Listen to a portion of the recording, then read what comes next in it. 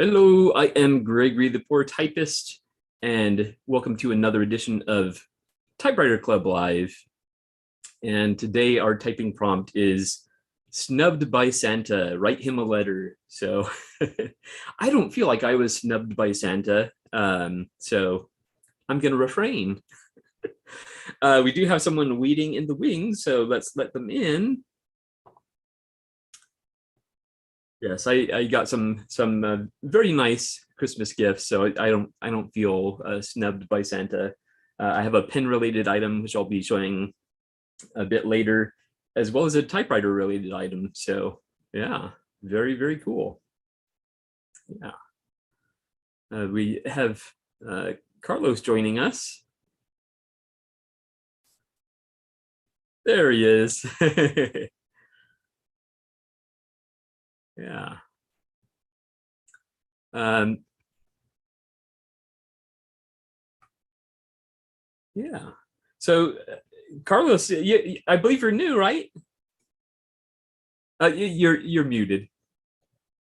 It's always so tricky to find that mute button. Yes, I am new. Excellent, excellent. Well, did you want to tell us a little bit about yourself? Yeah, so yeah, I just recently got back into typewriters. I guess like most people, I had one younger when I was younger. And then yeah, recently I acquired three. Right now on my table is a Hermes Rocket, and then I have a Smith Corona Clipper, and then a Brother EP43 thermal typewriter. Ah, nice. Yeah. I love those thermal typewriters. Yeah, it's been fun. That one didn't come with a power cord, so I was trying to diagnose it for a while to see, because I bought one off Amazon and it didn't work. So I thought there was something wrong, but turns out you can get two different versions, I guess, of the same power cord where the positive and negative are flipped. Exactly. And so yeah, I bought a different one and now it works. Oh, great. awesome. Awesome. Yeah. Very cool. And do you just use the fax rolls or what? Yeah, right now that's what I'm using. And then usually I just cut them to like 8.5 to 11. Kind of, yeah. Yeah. Excellent. Excellent. I do know sometimes on eBay you can find the pre-cut sheets. In particular, I think the brand is Brother, and those are, if you can get those, they're really high quality. Actually, they're nice and thick, and they don't feel flimsy like the fax rolls. So yeah. I guess that's what surprised me is how thin they feel. Yeah. And of course they bruise easily. You could like scratch on them with your fingernail or something, but yeah. This is like a random Amazon brand, and it seems okay in terms of, it doesn't look like it has too much bruising, I guess, from just randomly handling. Yeah. Excellent. So what do you usually type? Mainly right now just doing like correspondences, and yeah, I'm mostly just exploring what I can write with it, I guess. Excellent. And are you signed up with typepals.com? I am. I did sign up. Excellent. Yeah. But I didn't sign up for the postcard in time, I guess. So yeah. Oh, well, it's every month, so there's always going to be next month. Yeah, very cool. Let's see here. So you have three typewriters. Which is your favorite of the three? Well, I guess I like them for different purposes, right? Like the feel of the clipper is very nice. I really like the Rocket just for the portability, I guess, even though the typing's, I'm getting to like it more, I think. It's kind of like that thing where once you get into the rhythm of it, then it feels nice. And the Brother is just nice because it's quiet. Exactly. Yeah. Gotta love that. Yeah. I first got a Hermes 3000, and then I got a Hermes Rocket, and the touch going from the 3000 to the Rocket is, you expect it to have a similar touch, but it doesn't. But then at the same time, I mean, the Rocket is, an ultra portable typewriter. So yeah. Recently, I've been hearing a lot about the Splendid, the Olympias. Oh, I highly recommend those. Yeah, definitely. Yeah. So they have the Splendid 33, 66, and 99. And then very similar is the SF. And if you can get the 60s era, that's one of the typewriters that Ian Fleming, the author of James Bond, used. So Yeah, nice. yeah, along with his Royal Quiet Deluxe. He probably had more than that, but those are the two famous ones that he had. So I see. Yeah. Yeah, very cool. Yeah, so go ahead. I was just gonna say, like most people are also into fountain pens and stuff. So I think that got me started down the rabbit hole of going into typewriters after that. Okay. So you started with fountain pens and then went to typewriters? Yeah. Excellent. Soon after that, yeah. Do you have a large fountain pen collection? No, I just have I think 2 or 3. Okay. Yeah, it's very small. But that's the thing that got me started in it. Yeah, like I have this little Twisby, and then just the Lamy, which are nice, just everyday pens. Yeah, Lamy Safari. Yeah. Yeah, I have quite a few fountain pens, but most of them are the cheapy ones. I got when I first started the hobby, I was getting the ones for like $2-3 that are imported from China. A lot of them are surprisingly good, but I have since upgraded my tastes. So yeah. And actually, since we're talking about fountain pens, I might as well show one of the gifts I got. Let me make myself big here.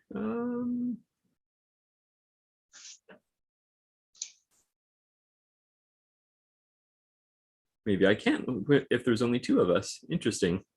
Well, it's big enough, so. All right, hopefully I don't drop the pens, but so my wife got me this. Ooh. So it's 3D printed, and it's modeled after samurai sword stand. So, and it holds 3 pens on each side. And it was funny because as I was opening it, let me set this down before I drop everything. All right, so, and there we go. Yeah, so as I was opening it, I saw there was like a label that said pen stand. And I was like, oh, cool. But then as I was moving the package around, it sounded like a lot of pieces. And I was like, is it broken? Yeah. But yeah, it was 3D printed, and then you just have to assemble it and just kind of fit the pieces together. So it's not difficult. It's just, it was a little overwhelming at first because there were so many pieces. But do you have the nine pens to fill it up? Or how many pens is it? 12? It holds 12, yeah. 12, yeah. And I have a lot more than that. Okay. Yeah. So I'll have to rotate. I might use this for my currently inked pens. Although I think right now I have 14 currently inked pens. So although 2 of them are calligraphy pens, so I would probably keep those separate anyway. But yeah, so that was it. That was a lot of fun, and I might as well show the. Good thing it's good thing it's plastic. Yeah. I don't know if I mentioned it. Well, it was 3D printed, and she found it on Etsy. So and she said it was really cheap. So the other item I got is one of those old typing manuals to learn how to type. How to touch type. Yeah. Which I mean, does it stand? Yeah. Yeah. It opens up like that. Yeah. Nice. And then for the second half of the book, you flip it over and go the other way. Oh, interesting. Supposedly the whole thing takes a year, but oh, wow. I'm stuck in my ways, and I type fast enough. Just finger pecking. Yeah, I have a issue because I use a different keyboard style. Oh. So then on my computer, and then going back to a typewriter, I had to peck. Yeah. Now, is it just the effort required to press the keys, or? No. So on the layout on my computer keyboard, it's not QWERTY. It's another. It's called Oh, Cold Mac. oh, So interesting. yeah, my home keys have most of the most common keys I use, which is makes it a little more comfortable. Um, but yeah, when I go to this, I can't touch type. I have to. Wow. So you know touch typing, but with a completely different layout. Yeah. Wow, that's interesting. Very cool. Hi, William. How are you? Doing well. How about yourself there? Good, good. That's Yeah, good. I think people are recovering from Christmas. We're having a slow start here today. Now, I heard Carla talking about a different keyboard. Yeah, a Comac. Okay, I've heard of Comac. I've never used it. I've used the Dvorak keyboard, Hmm. which I found very sensible. And I also Yeah. have a custom built typewriter, Groma Calibri, which still has yet to be worked on. And your right hand, your index finger does A, B, C, D, E, F. Your middle finger does G, H, I. Then your ring finger does J, K. Then your left index finger does L, M, N, O, P, Q. Yes, it's quite different. Wow. Yeah. Yeah, that would be interesting. But the thing is, I consider that to be what I call an intuitive keyboard. You don't have to memorize every key. You just know how the words are spelled, and each finger kind of gets a rough idea as to where the letter is. That's true. Yeah, yeah. Yeah. You just have to know your alphabet. Well, generally speaking, if you can read and write, you normally do. I know, right? Excellent. And did you celebrate Christmas, William? Yes, we most definitely did. And my wife bought me, of all things, a Lego set. Ah, I think you might be able to have a pretty good idea as to what Lego set it is. yes, the typewriter. Yes. Uh, have you started it? No. I have yet to do a whole lot of sorting out and tidying up and get some shelves built in the basement before I can clear the basement table off so I can set it out. So I might be able to get to it come February.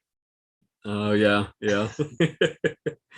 Oh, now, did you play with the Legos as a kid, or at any other point in your life? Sorry. Did you play with Legos as a kid, or at any other point in your life? As a very young kid, we used to have an old set that we called Let Go. You put the bricks together and they let go. Oh, And my mom figured that Lego was not very instructional. Is that the right word?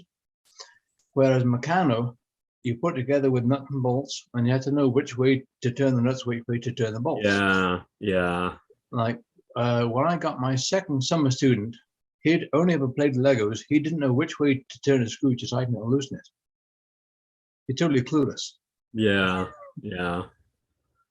I said, so which way do you turn the cap of a pop bottle? He said, I know, turn it one way. If it doesn't open, turn it the other way. Yeah, well, I guess you could do it that way. Yeah, yeah. Excellent. Now, how optimistic are you that you'll be able to finish it, particularly in a timely manner? Timely manner on that project, time is irrelevant. Yeah, yeah. It's just going to be as and when I can put 15 minutes into it now, half an hour then.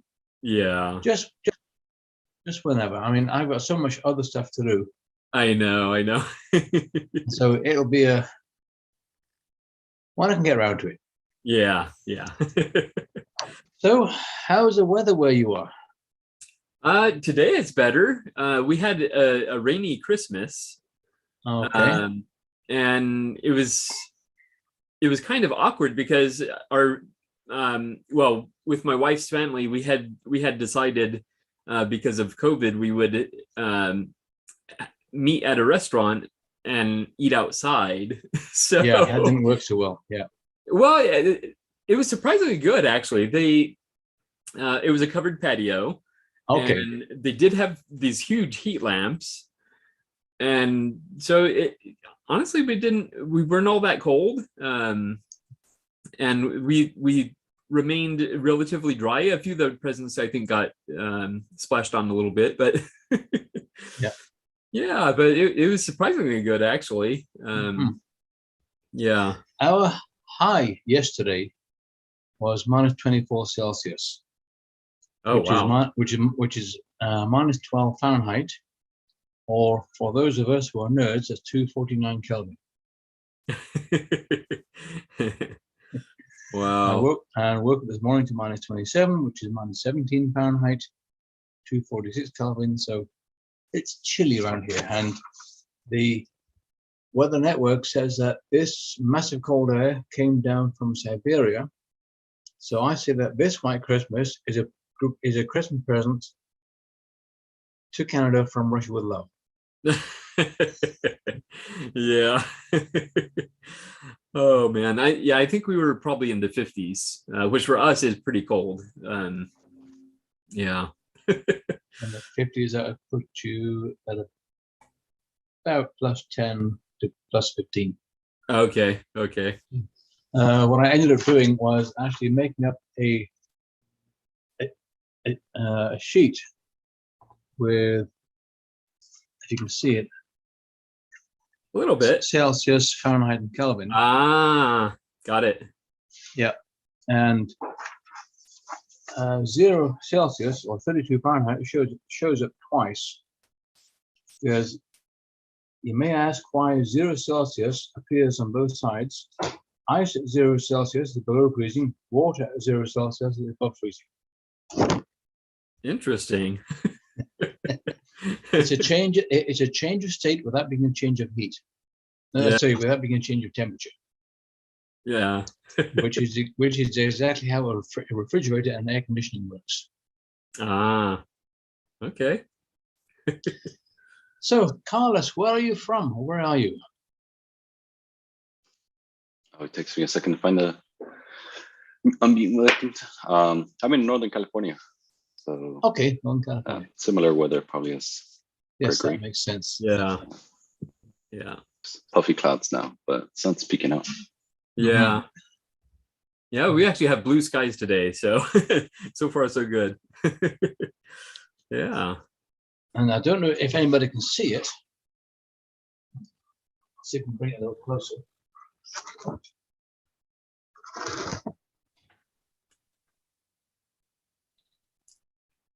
Oh. We were talking about this the other day. Excellent. Yeah. Now, this one got dropped a few years ago, and the water has never completely cleared. It got cloudy because some of the wax got atomized, so finally it now sits as a suspension in the water instead of settling out. So Oh wow. it's kind of a bit annoying, but however. Oh, very cool. That one is from the 70s. Ah, okay. Yeah. Diane, how are you doing?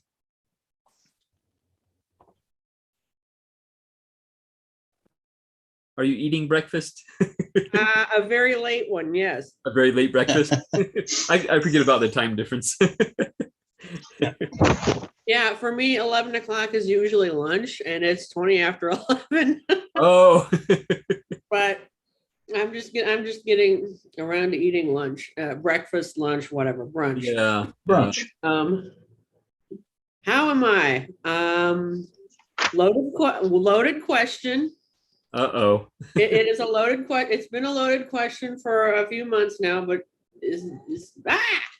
hello.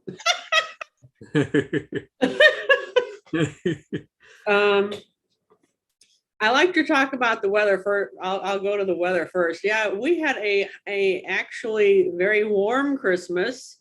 No snow to be had. It was in the 70s here. He's gonna turn me off probably. Yeah. Um, so things are not good. Let me, I am fine. That's the answer to your questions. I am fine. Okay. I am fine. Others are not. Oh, I'm sorry to hear that. And This be your nephew? I'm sorry, Would this be your nephew? it would be. Oh, Mhm. yeah, I'm Um, sorry to hear that. We kind of had things were very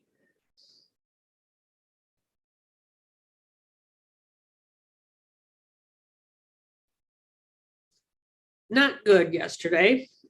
Oh, I'm trying to not, I don't want to spoil any, it's hard right now. It's just the how am I question is, like I said, it's a very loaded question right now. yeah. Yeah. So things are not good on that front. Yeah. It's Well, it's kind of a matter of time. yeah. Yeah. Well, I'm glad you could be with us here today, Diane. Yeah, I'll be honest. I missed you guys last night. Ah! Well, there was no meeting last night. Huh? I know. Okay. Yeah, I know, but I was thinking, man, I wish there was Oh. because I was awake. I don't remember. It's like, yeah, I don't know what time Friday night I was up till about 2:30 in the morning, but that was partly due to late church and just partly due to the fact that I couldn't go to sleep. Yeah.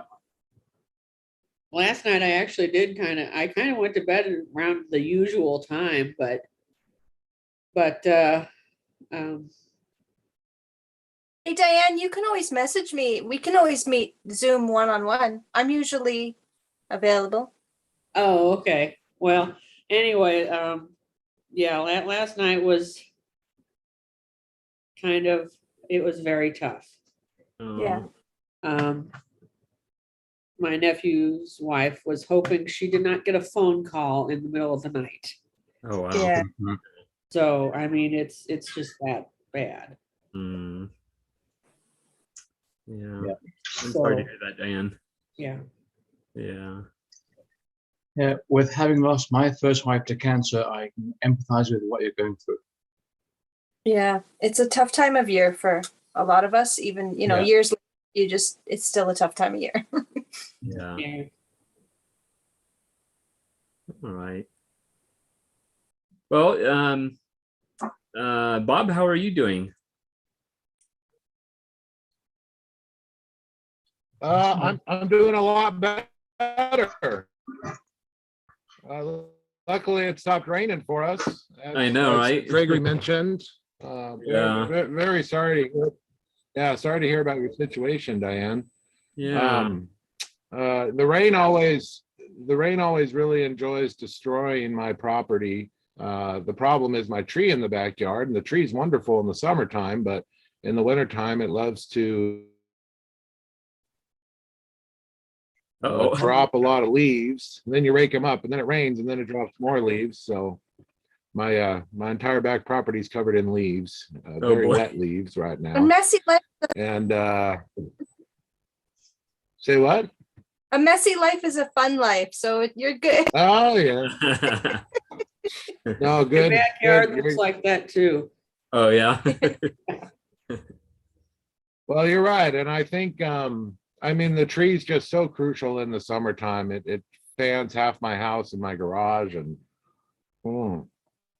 so I just can't take myself. It's slowly been dying. I can't take myself to get rid of it. But I'm embarrassed to excuse me. I'm embarrassed to admit I had a small leak in the trailer. I had recoated the roof, but didn't goop. They didn't goop the screws before screwing them into. So I had a leak in the trailer. Luckily, it was right in the middle where there weren't any machines, and conveniently, it ended up going into the bucket that I keep in the trailer that I keep all my chemicals in. Oh, So all my chemicals were sitting there floating in this bucket. It was pretty funny, actually. So no machines got away. Anyways, last weekend we had to really work like masters, strip the roof, seal it, and then cover it in $100 worth of roof coating to the best of our ability, and it worked. So that's a good thing. My excellent. shop is not leaking. Yeah. Yeah. I have this great idea lately that I can work here in my garage and in my shop. It's not working so well. I've got like 3 or 4 buckets from my shop here in my garage now, and trying to keep everything straight is a lot. I mean, I needed feet, and all the feet were in the trailer shop, and so I had to move my box of feet here. So I really had to learn how to organize and, for lack of a better term, dumb down how I do everything, what's important, what's not important. And I think that can be hard. I mean, any of us who wrench know when you're going through a pile of rubber and you look at a square piece of rubber and you think, well, that's not a foot, but I might need it someday. So now where do I put it? Because it doesn't necessarily go in the box of feet. And I've got this great tote of feet, and there's probably $500-600 worth of feet in there that I've accumulated, in the last year or two from people. But so I'm working hard to get the shop organized so it can be terribly productive. I just spent like 10 minutes looking for the right feet that I need, and that isn't going to work. So in the future, I need to find a way to just grab the feet and go. So that stuff like that's been just a ton of fun. But Christmas was really good, and I'm really looking forward to getting the mobile shop out more, the Emporium. I think I'm going to right now I've got it set up, and Gregory's been to my property. I've got it up the driveway in front of the garage, so it's just a few feet behind me here where I'm sitting. And the problem is that you got to walk on the fence side to get into it, which is fine for me. But I have a friend who's an older gentleman, and I said, do me a favor, walk into my trailer. And he really had issue because he has knee issue and he's 75 and whatnot. And I thought, well, this isn't going to work for all customers. So I have to find a good place to put my trailer on my property where customers can access it. And of course, I don't mind customers being in my house or whatnot. And I've always kind of operated off my porch, but it'd be nice just to have them in my shop. So, because I've got a very big porch. So 9 times out of 10, I'm assisting customers on a typewriter table that's sitting on my porch. And that works pretty well, but a lot of customers lately are very excited to see the trailer. I've repaired a few more machines, so I'm probably up to 8 or 10 machines that I have for sale. So I think the answer is I've developed a way to basically cock the trailer 90 degrees to the driveway, so that way customers can just walk up the driveway and walk into the trailer. My property is very long. It's not like a standard. The garage is not in front of the house. The garage is in the back. So, how do you make it all work? So I'm trying to come up with a way that other people will be comfortable entering my property. They can do so safely. It can be ADA compliant. All the building things that I deal with every day, working for the county like I do as a building mechanic. And people can, do business with me the easiest way possible. And business has been really good in that regard. I get a lot of calls from people, which is nice. A lot of people locally want to talk about typewriters. Maybe 1 in 10 of the calls that I get, people will pull in, but I'm sure William can attest to this. The answer is, as far as the money goes, it's all in repair. There's not too much in sales. It's nice to have a few machines for sale, and people will walk up and go, well, what machines do you have for sale? But I think it'd be very hard as someone who doesn't know. You see machines for sale online all day for $50 or $100, and I'm asking $200 for the same machine, because if I were to repair it for a customer, that's what it would make. So at which point am I doing good business, and at which point am I just buying myself a job? I don't need to buy myself a job. I've got a very good job. So I think I think the answer in the future is going to be a lot more repairs than sales. These days I only sell a handful of machines a month.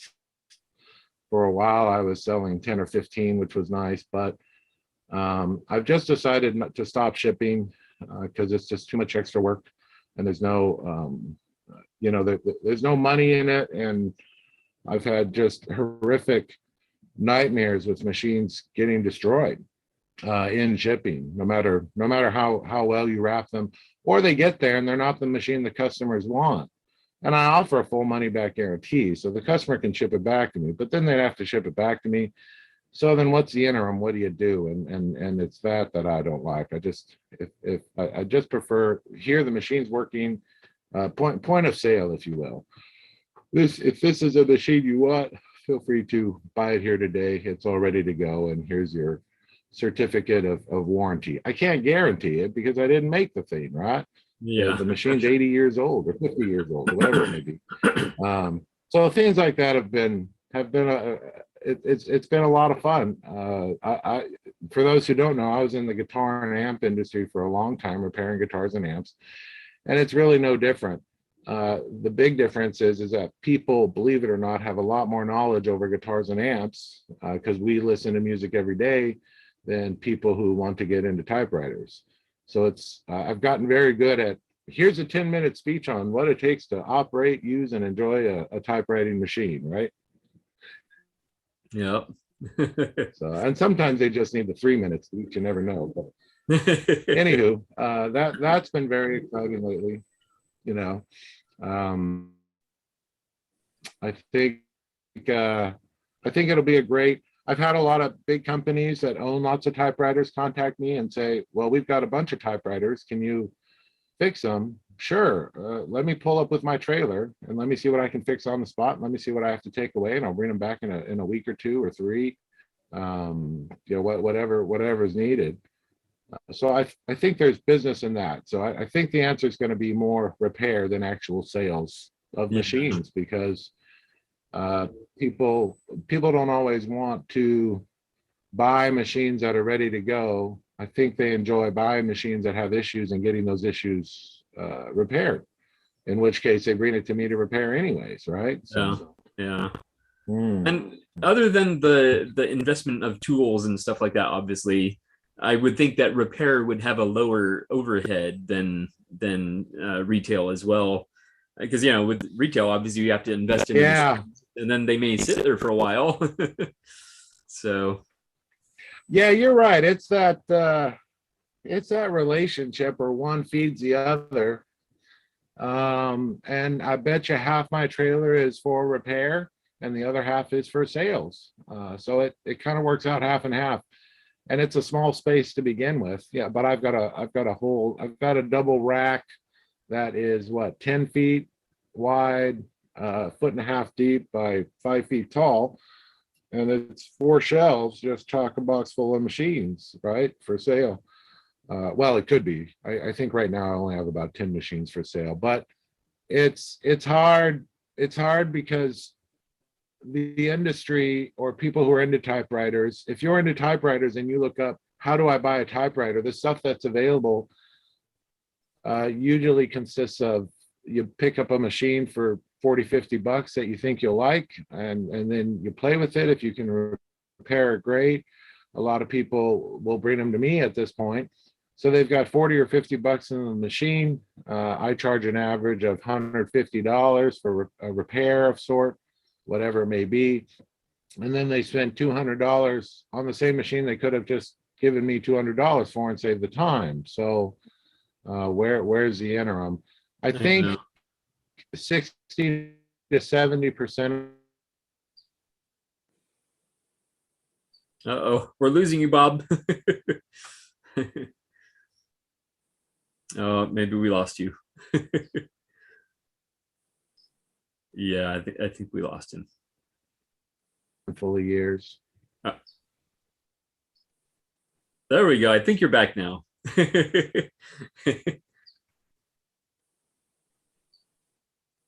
Oh, or maybe not. We don't Lost hear his you now. audio. I have a question for you guys who restore the machines to as pristine as they can be. Yes. And that would not be me, by the way. Well, I think it's probably more like Bob, but Yeah. I have a question. When you remove rust from something, how do you keep it from coming back? No audio, Bob.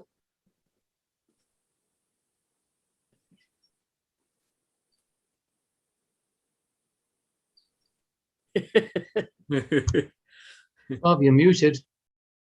We can't hear you. Yeah, he's trying to figure out I The think he's audio. having connection issues. You might have to log out and log back in, Bob. Is that good? Can you hear me now? Oh, there we go. There we Oh, go. there we go. Somehow it unset itself. It literally went to an external mic when I'm using the internal mic. Ah, The rust thing. I always tell people there's only so much I can do. I've never done, nor has anyone paid me to do like a major restoration on a machine. I always refer to them as resurrections, for lack of a better term. And I tell people I can just do kind of a minor polishing. So depending on the surface, I have a lot of copper, yellow infused bits of sandpaper or toothbrushes that you would not want to brush your teeth with. And so you get a bit of rust off the best you can. And a lot of times it's easier to use a Brasso with a bit of copper infused, and you just kind of do your best. And then once I do that and I can wipe it, let's say it's a chrome bar on there's a few of them on the backside of a Underwood number 5, for example. I've got one of those in my trailer right now. And so I just hit it with that, and then hit it with a really good chrome polish. Oh, let me show you my chrome polish. I buy this stuff by the case. It's extremely expensive. And the Harley boys turned me on to it. I think this little tube is like $30 or $40, and I've got like 4 or 5 of them because it just works so well. But this is called Semichrome Polish. Is anyone familiar? You can find Heard of it? Yep. Yeah. Yep. Yeah, Semichrome Polish. So this does wonders, more wonders than you could ever imagine, to as far as the shiny metal goes. You can apply it with just a toothbrush. So I apply this and give it a good scrubbing. And this I don't need to leave a wax aftercare with, but it works really well. So I'll use this like on the top of segments. Obviously not in the segment, but the top of segments. I can use it on the tops of arms. I can use it on a lot of return levers. I reckon I could use it around the keys, but I don't. Around the keys, I just use I have an electric eraser that I'll use, and 9 times out of 10, that does a really good job. So the answer to your question is, Diane, you cannot get all the chrome shiny. You cannot get all the rust, but what you can do is get most of it. And if there's rust on paint and I can polish a bit of it off, it's not uncommon. Like some of the older models that you're doing, if it's really bad, I'll hit it with a little bit of Brasso first and give that a light rubbing, and that'll take a layer of paint off as well as most of the rust. And then I just give it 2 or 3 coats of wax, car wax. So it doesn't turn out shiny and new, but it turns out a lot better than it was, right? So anyways, yeah, if you guys can get this is what I use for all the chrome pieces, and this is really neat stuff. So Yeah, I was And just the way I understood Diane's question is, once you remove the rust, how do you stop it from coming back? oh yeah, Is that correct? Yeah. Yeah, if you're using this, this has its own polish compound in it, which will cover it real well. Otherwise, yeah, a few coats of the wax will. Oh, okay. I suppose another thing to do if you are really fussy and want to do a complete tear down and rebuild is once you've got all the steel parts clean, do them over with some gun bluing. Some what? Yeah. Some gun bluing. That's Oh, the- yeah. yeah. Yeah. That'll give them a nice deep blue sheen, Uh-huh. and then give them a light coat of gun oil or sewing machine oil. And as long as the machine isn't exposed to physical moisture or very high humidity, that should last for as long as you need it. Hmm. Yeah. Yeah, that's a hard one, Diane, because I'm here in Southern California. It's pretty darn dry. So we don't have the rust issues like you have. I'm familiar with your rust issues. I've lived in the area, worked in the area where you are, but we're very fortunate. We have dust issues. That's our biggest problem. Everything's covered in dust. Look at Gregory just sitting there for 5 minutes. His head's covered in dust. This is how we are around here. This is our problem. There's just dust everywhere. You're not supposed to call me out on the dust, Bob. You've seen my dust, sir. You've been to my house. So you know, That's true.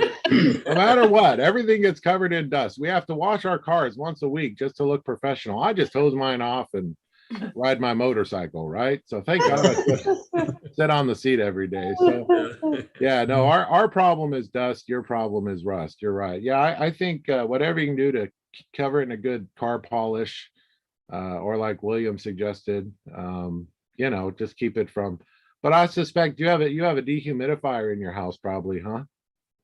Yeah. Yeah. Keep I that. just sucker have to clean. think. Yeah, I think so because during the wetter months or when it's humid outside, I'll hear it go downstairs. It's like, oh yeah, that's what that is, Yeah. Yeah. Keep emptying that tank.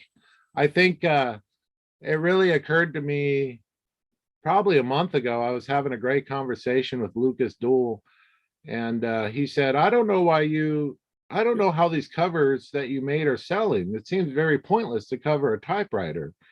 And I said, well, Lucas, where you are, it's rust. Where we are, it's dust. So it's completely different. And he hadn't thought of the dust factor of the desert in Southern California, right? So Yeah.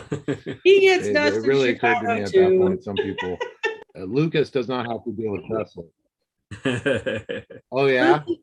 Well, I suspect he has a very clean home. Yeah, he has a very clean home, I guess. I don't know. Yeah. I don't know either. I get dust, but I have cats so I get cat hair and whatnot, but I get my Right. fair share of dust, and I'm not too far south of him, so it's not like we're a desert,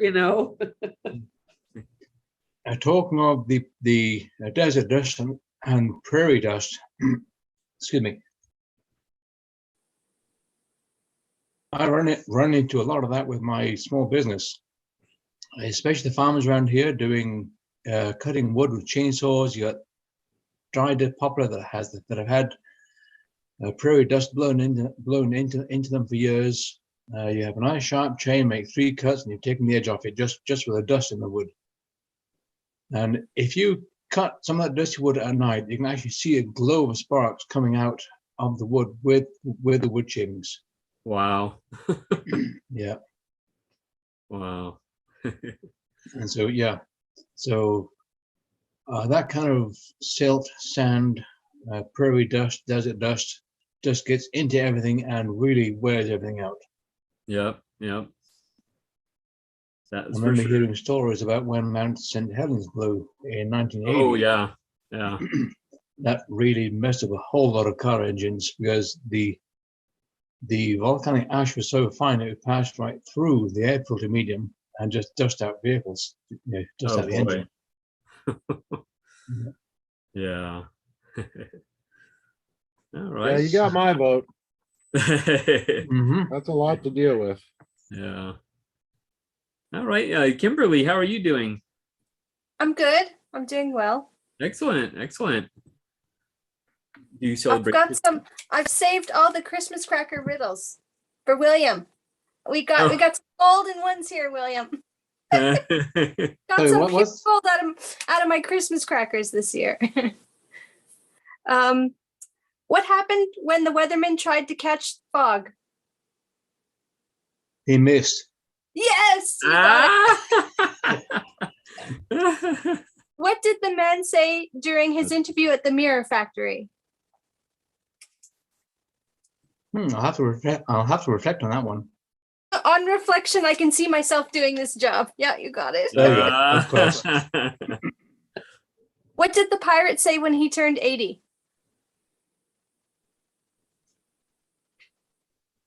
Aye, matey. Oh.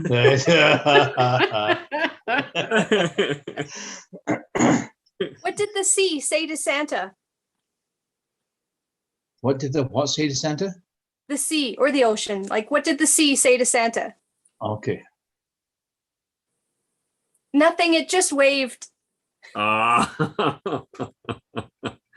Oh my goodness. Okay. What's the difference between a well-dressed man on a bike and a poorly dressed man on a unicycle?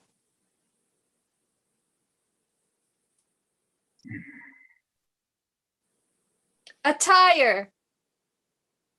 Oh. Oh. Last one. This is my Obvious. second to last. Groaners. Last one is the best. What happened when the comedian entered 10 puns in a pun contest, hoping one would win? No pun intended. Unintended. Oh boy. Yeah. Gold, pure gold. Oh my goodness. That reminds me of some of the jokes we used to tell as kids. What did the grape say when the elephant trod on it?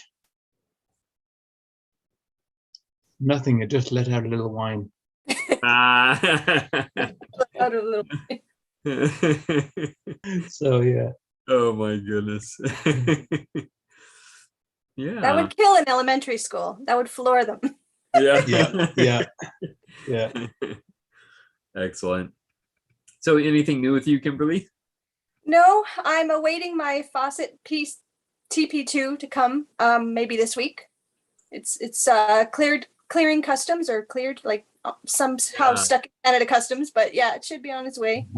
Okay, excellent. That was remind me where that was coming from. From the Netherlands, Yeah, that's right. Yeah. Oh my. I think, yeah. Yeah. And I did hand in the typewriter with the wonky W. I submitted that in for repair at Toronto Typewriter Shop, and I got a free, I guess it's a Christmas present from the shop owner. He gave me a purple ribbon. So I got a fancy Oh, typewriters now. very cool. Yeah. Cool. Yeah. Excellent. And you'll get your W fixed. Yeah, I don't know when. I told him to take some holiday break, so he can just message me whenever it's ready. But I'm anxious to get it back. I love it. Yeah. Excellent. Excellent. Yeah. Very cool. And Angela, how are you doing? I'm doing well. Excellent. I'm glad you could join us Thanks to from be- time and space. Yeah, Diane, I figured Diane would like this one. Yeah, yeah. Yeah, Dr. Who. I actually have my TARDIS shirt on too. Oh, nice. Oh, Excellent. Oh, okay. Sorry, I had to come back to the screen. I was. Yeah, Oh yeah. one of my favorite backgrounds. I love it. Have you ever had any jelly babies? yes. You need what? Jelly babies? Jelly babies. It was Jelly something- baby. It was something that the fourth Doctor, Tom Baker, used to carry around in his pocket and offer them as Yeah. treats to the people on the in the episode. Okay. Angela, are you more of a like the modern era of Doctor Who? I am, because that's what I can get for one. I mean, Okay.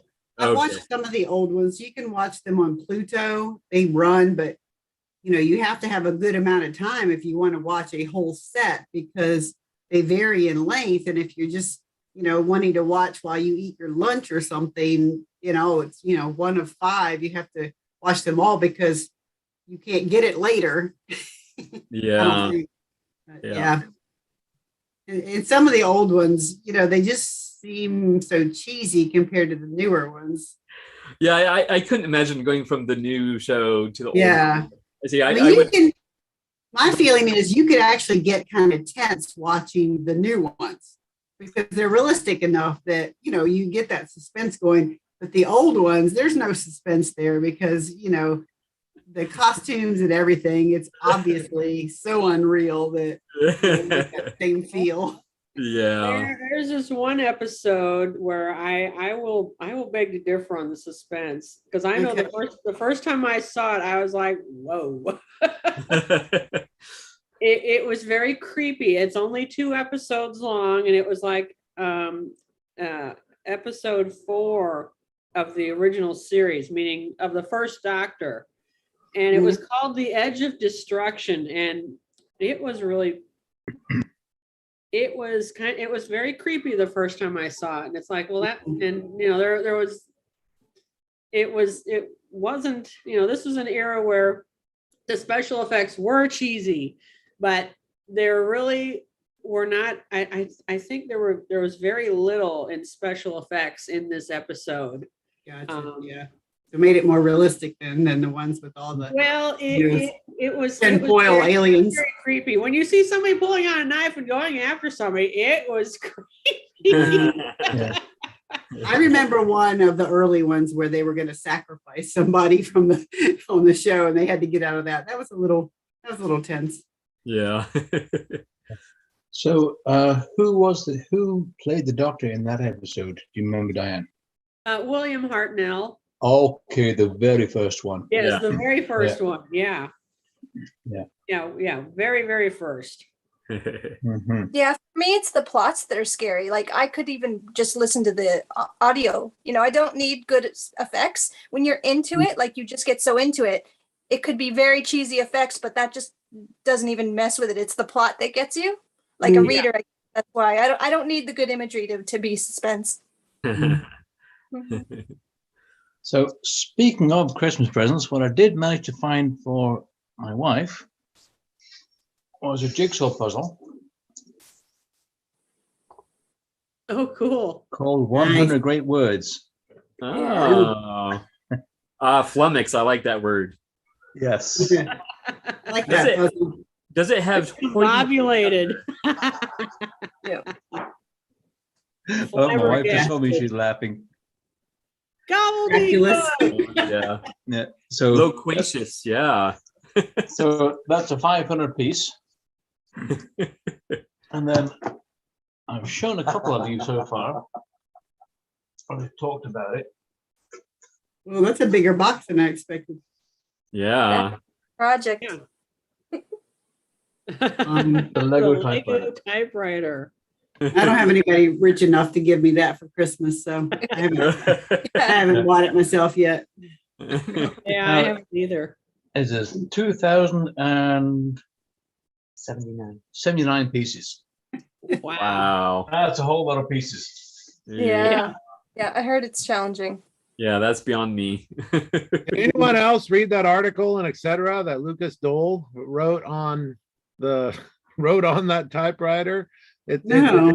It's hilarious. It talks Yeah. about how if you get a chance, look it up. I don't know if you can get it online. I get the magazine, etc. But it goes into great regard on how it only types in Morse code. And obviously Lego knew that the shipping would suck, which is why they sent instructions on how to put it back together because it shows up in pieces.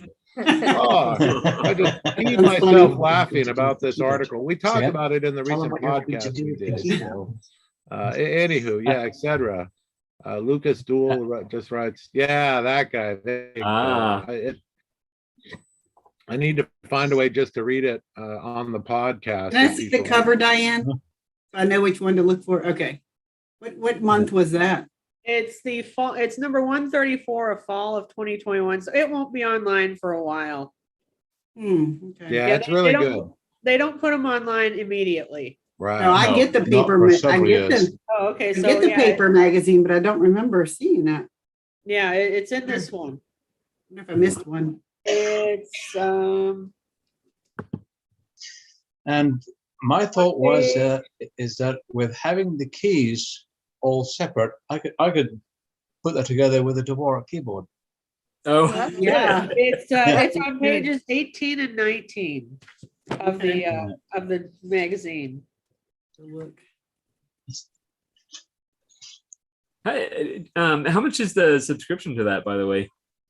I believe Lot. it went up to 45. Yeah, Okay. really high. Yeah.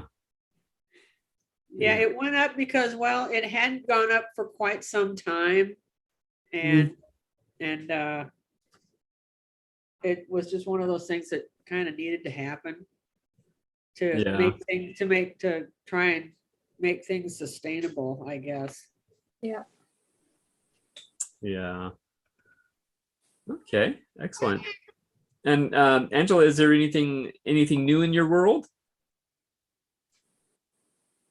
Well, nothing typewriter related. I Okay. did have stuff on my Christmas list, but nobody got it for me. So Oh no. I'll order them myself. I just No, wanted some stamps and stuff.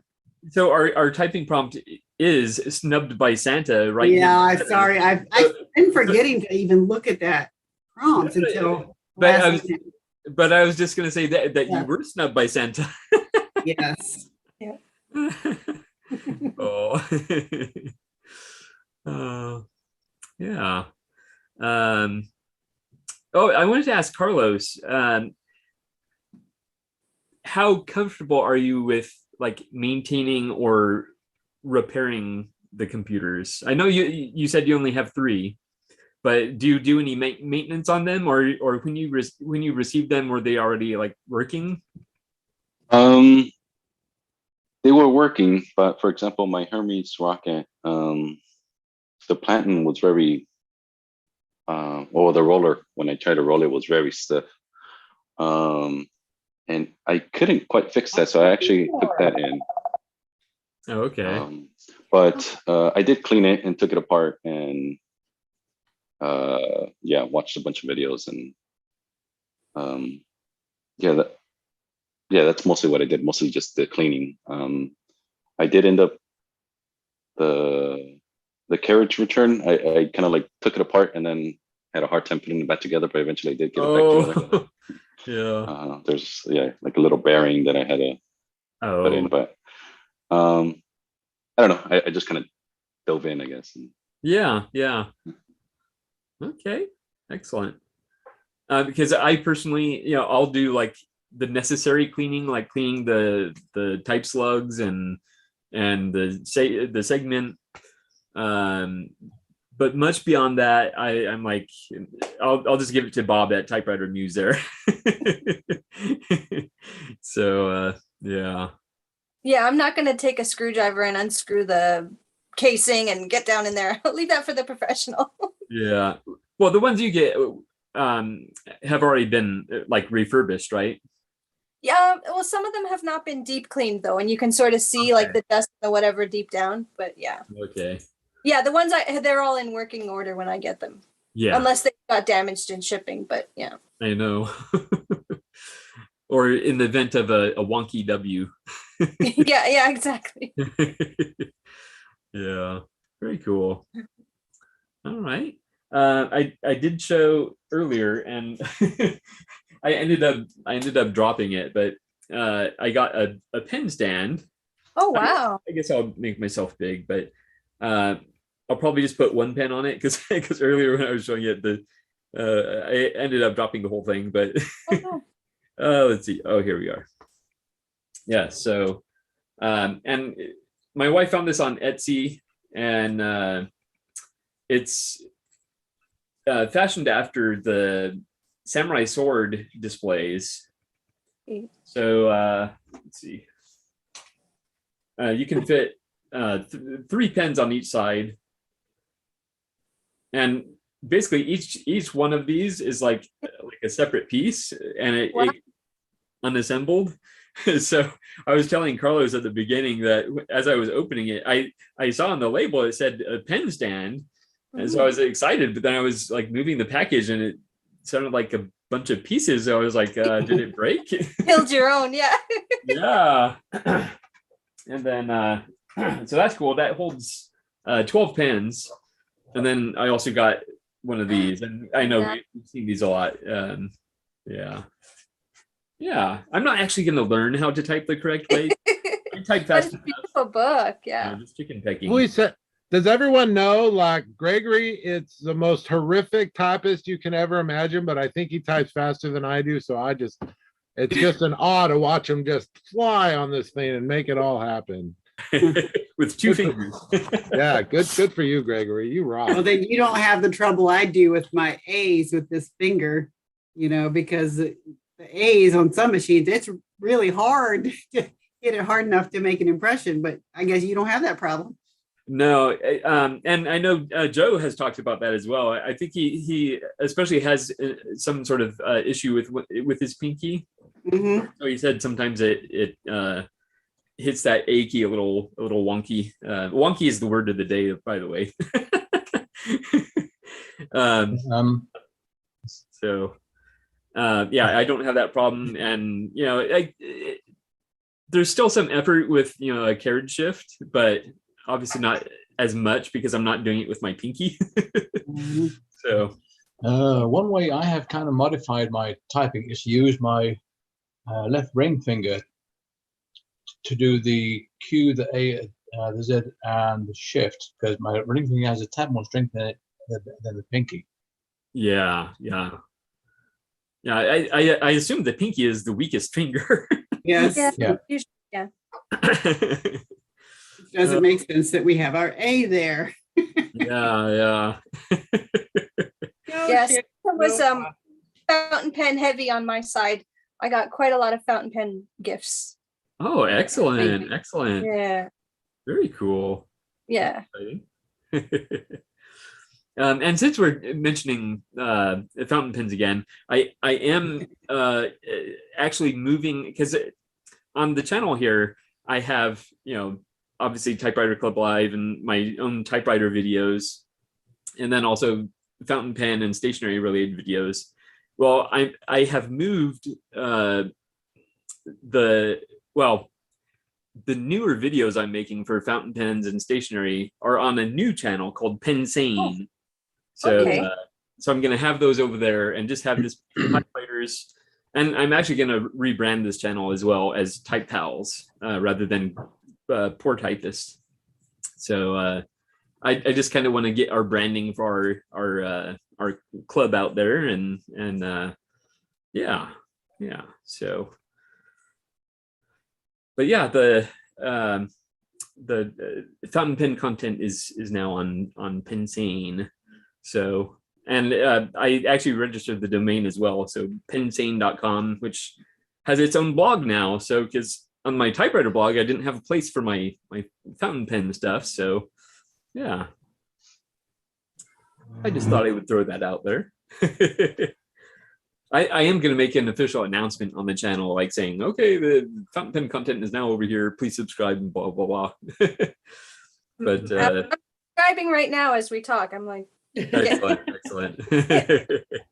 My pen ran out of ink. I was surprised. I've had this particular ballpoint for 10 years and it ran out of ink. Or no, it's not 10 years. I got it in 2010, so it's more like 11.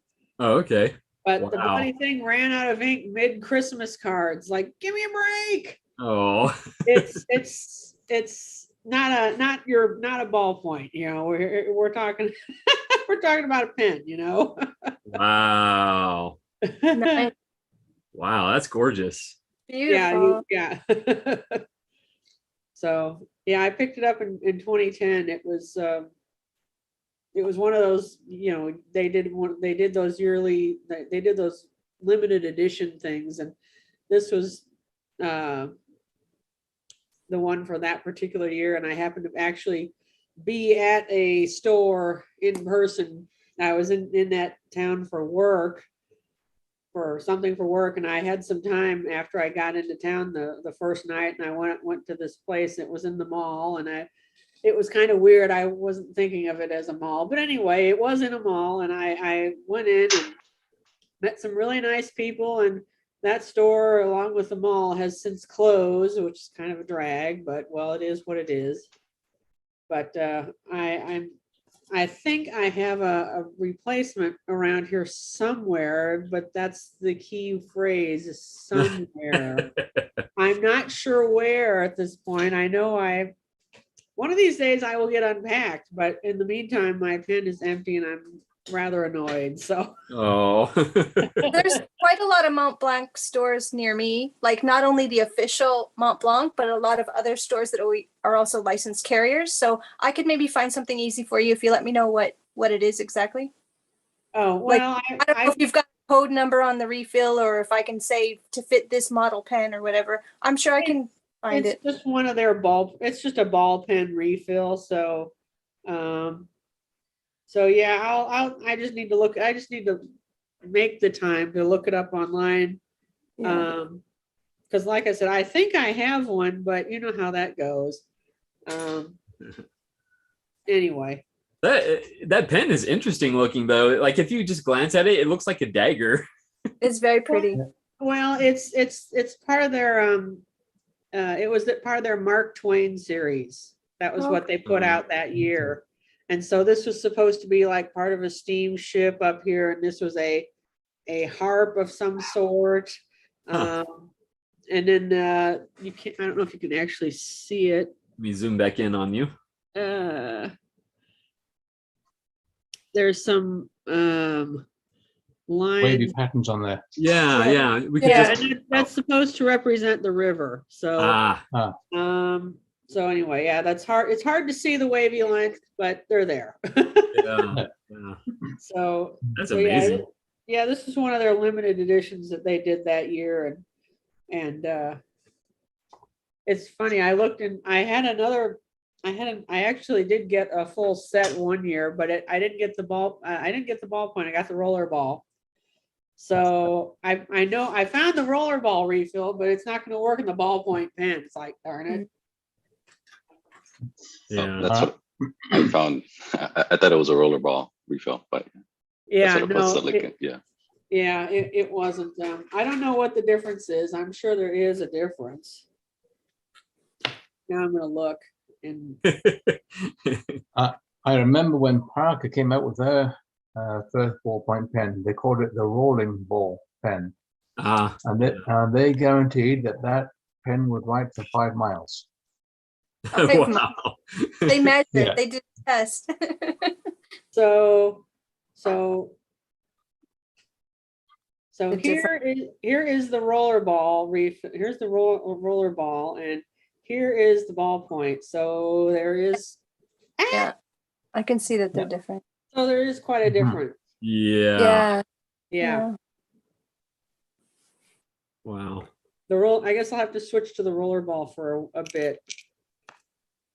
Well, my mom ordered a fine nib for one of my pens with a Sherlock Holmes, and they had a distribution problem, and it was on order and on order and on order. She ordered it back in November, but it wasn't going to arrive in time for Christmas. So they gave her a medium and said, just tell her not to ink it up and we can exchange it for the fine, like just so I'd have to open. And but I don't want to give it, like now that I've opened it, I'm like, no, I have to keep this one because this is the one I got for Christmas. So even though I would have probably preferred a fine nib because I already had the Mont Blanc medium nib on other pens, but I'm like, no, I got to keep this one.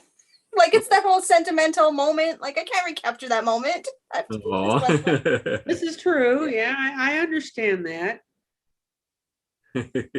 But yeah, so it could be distribution too with the, COVID's affecting everybody's supplies of everything.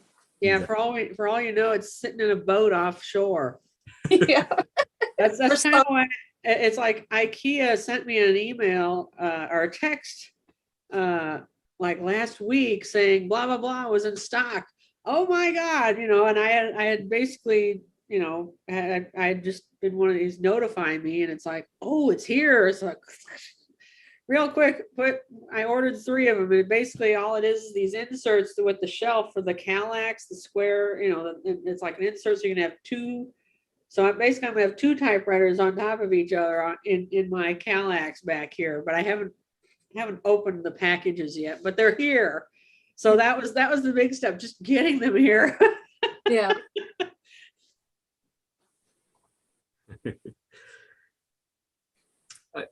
May, how are you doing? I had to wait for you to finish Finish your my your coffee. sip there. Yeah. Yeah. Oh, yeah. I'm doing well. Good Excellent. holiday. Past couple of days, kind of recovering Yeah. from all the food and wine, staying up Exactly. late. Yeah. So it was great. It was nice. Got to see most of, the family that lives close by. And then because of technology, we get to visit with people that aren't so close. Kind of like what we do here. Very cool. Very cool. No new typewriters, though. Still in love with the Sears Medalist. So Oh yeah. I'm slowly going electric, the preference Yeah. for electric is just too strong for me. It just feels more natural. It's the kind of keyboard that, I've grown accustomed to with computers and stuff. And of course, my first typewriters I used were electric. So it's kind Yeah. of, it feels more natural. I can type a lot faster on one Yeah. of these, although I do love the manuals as well. Yeah. Yeah. I'm not going to get rid of them anytime soon. I have Yeah. a typewriter question. Yeah. Does But anyone know? To who? It's just a general. Does anybody know what the thing is called on the folding Corona 3 that covers that fits over this stuff here on the back? There's like I've seen it on others where it was like basically an oval shaped cover and it just basically fit over all this stuff. I've seen it missing on a lot of these. I've seen it missing. Yeah. I don't have one. So I don't know. Yeah, I don't know. Mm-mm. We still need to get Phoenix Typewriter on here. Yes. Well, he makes his own videos, so we Yeah. didn't give him too hard of a time. Yeah, that's true. Mhm. Like Joe. Yeah. Yeah. Well, did anyone get any typewriter related goodies? I didn't get a typewriter, but I got some typewriter adjacent stuff Well, that works too. Let's see it. from the boyfriend that always gets me tools for Christmas. So Oh, May. long handled pliers. Oh, So- May. Yes, William. Is Yes. that William? Take a look at this. Oh, you got the Lego typewriter. Yay. Yeah, I did. Yeah. Oh, it came in pieces, didn't it? It got destroyed in shipping. So you have to fix it. 1,076 pieces, yes. Wow. Those are so neat. Yeah. So these will be handy for typewriter. And then he got me one of these organizers, to put bits. and stuff nice. in. Oh, Yeah. yes. Wow. Yeah. So Very I won't lose any more screws in the carpet now. I know we had an episode where you were like down on Yes, the floor looking Like for half the, and I never found it. It disappeared forever. Wow. And then sometimes I borrow his pocket knife to cut things. So he got me that one. Ooh. What a weird Christmas gift. And he customized it too. So I can't leave this at a Aw. crime scene, right? Yeah. Yeah. Yeah. He personalized it. So I'll quit borrowing his pocket knife now. Oh. So, May, what I Mhm. suggest is you get yourself a sheet of cardboard or cardstock, should I say. Mhm. Cut it into squares, each square to fit inside one of those compartments in your organizer. And then just Mm. write where the screws come from, like main cover, drop That's that in, then Great put the screws in. idea. Yeah, Carriage that's a cover great idea. ends, drop it in, Yeah. put the screws in. It'll be to get confused after if you've got a bunch. Excellent. Yes. I Yeah. will do that. That's an excellent Mhm. idea. Little index cards, we can type them up too. Oh, yeah. Might as well. If you're going to type them up, you have to pre-think it, put the card through the typewriter with the grid drawn up, type each title on a separate square, then cut the squares up. Mhm. Yeah. Mhm. I will do that. what I've done in the past is I will draw like a little picture diagram of the typewriter and then lay the screws on the proper places. But the problem is sometimes you bump the paper and whoop, Yeah. all that hard Yeah. work is gone. Yeah. So this is a much better setup here. Mhm. What I use is the little six compartment boxes from the craft store. Have Oh three yeah, of the those. clear plastic ones. Yeah, those are Yeah. nice too. Mhm. So, set to work on. So now I need more typewriters so I can wrench on them. Oh, I have we to admit, I do have one on the way. It won't be here for about a week. Yeah. But I got the duplicate to this typewriter. It was only a few bucks because apparently nobody wants Sears typewriters, right? And it's coming with the 4-color ribbon. So I'll at least get to look at it. It'll probably be all dried out, but at least I can look at it and see how it works. Yeah. Well, And then it's just a bicolor, but it's thing got that's along the length is the other colors. So that's why Mhm. you've got the power ribbon winder. So you so go back really- and forth. Yeah, it's just How a two, does it? but the two how does it- colors change after midpoint, right? So so the midpoint has like a little grommet to stop, so it goes back. Yeah, I'm not sure, but something like that. Yeah. Yeah. So really, when you see it, it's just a bicolor, but the Mhm. other length of it's the other two colors. So it's 2 colors on one side and 2 on the other, One end. on each. Yeah, spool. and then you have that power to switch back and forth with that power winder. Okay. But do Interesting. you have to remove it from the vibrator and flip it over to the other No, side? no, or no. something? You just use your Automatic? power winder. Yeah. Oh, okay. So it's like on both ends. Well, I guess when it's Mm. brand new, probably you have to power forward it to get to the other Yeah. two.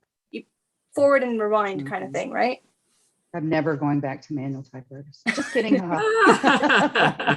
Just kidding. You just broke a lot of hearts. Oh, no, I do like them. I like them for different kinds of typing. Yeah. Slow typing, and then there's, gotta hurry up and finish this letter typing. So that's what this Yeah. one's for. Yeah, exactly. I'm so glad I didn't outbid you on that. Oh, you saw it? The Yeah, same I did. I did. With the 4-color ribbon. Well, I think there's more than one. I saw a couple of them, the same different variations of this typewriter, but there was 2 or 3 that had the 4-color ribbon, and I Okay. picked the one that had the cheapest shipping, closest. to Yeah. me. Yeah. Excellent. We need to work on our typing prompts, right? Have you ever been snubbed by Santa? Yeah. By the way, Carlos put a link in the chat there.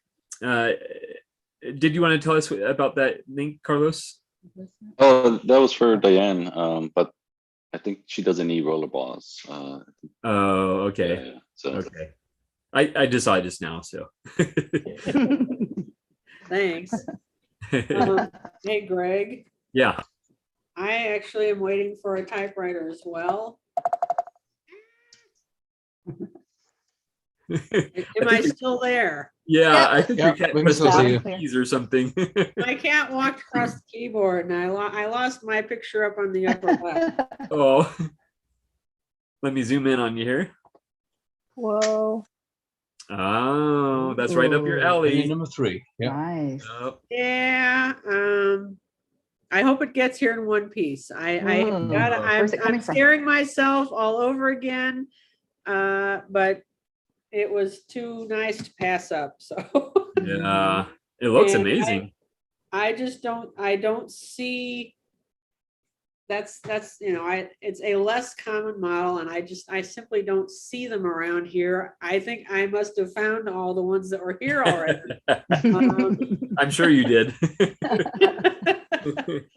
But no, the Northeast seems to be, well, it's where the parent Mhm. company, it's where the company was located, so naturally there's Mhm. going to be more of them up there. It's Right. like out here you're going to find Oliver's out the wazoo because it was in Chicago. Mhm. Mhm. So Here at Smith Corona and Royal. Yeah. And electric typewriters, Yeah. Yeah. the newer ones. Yeah, I was shocked when I found that the Hermes rocket in the thrift store is, I mean, you never, ever, ever see that. Mhm. Usually in the thrift stores here, you'll see the, just the daisy wheel electronic typewriters. Those are pretty common. Once in a while, you'll see something like maybe one of the brothers, or Mhm. sometimes like Yeah, a we have those. modeled Smith Corona, but yeah, I was shocked when I saw the Hermes. Unfortunately, the thrift store, like the Sunday before, because they're closed on Sunday and they're processing their donations. Mhm. So on Sunday, they typically do an Instagram post of all the new stuff that came in, and I saw that and I was like, oh my goodness! And so I messaged them that day, even though they were closed, and said, I need this typewriter. Can I pay you like over the phone or through Facebook or whatever? And they said they were going to hold it for me, but then when I got there, they weren't holding it. But fortunately, I was the first customer at the door, so whew. I watched that video. Yeah, yeah, yeah. yeah. It was crazy how nervous I was, even though I knew that I was going to get it, but I don't know. I just had this unrealistic fear that someone was going to race in, like push past me and race in and grab it. And Exactly. No, I would have had apprehension. yeah, Until it's in your hands, you're not comfortable. yeah, yeah, Typewriter wars. yeah, yeah. Good reality show. Yeah, Kind of exactly. what happens online though. Yeah. Hey, May, what does your cup say on the other side? Coffee is all you need. Oh, Yeah. And Change- typewriters. Should say typewriters. That's anyway. true. Yes. Changing the lyrics to a Beatles song there. Mhm. Yeah. I haven't really been to a thrift store since the pandemic, and I know when the first time I went, when I first started collecting typewriters, I remember seeing an Olivetti, Funny cats. but I did not buy it. That color just got awful. I could not. The green color. It was that turquoise blue, and Yeah. it was just yuck. Well, that's I prettier did than beige. I've got this like olivey beige. Like back when that was the only color they had. I have one of these really, really early first run Olivetti 22s. Yeah. And Mhm. the teal's prettier than that. So is this I've the seen one a you don't purple like, one. Diane? I'm This is sorry. The one you do not. Is this the one you don't like? This color? Yeah, Really? I just cannot get it. It's well, it was more blue. It was more blue than that. That was Okay. Me too. green This to one's me. more of like a sage green kind of. Yeah, that's green. No, this was definitely blue, and I This just is an could not. underwood.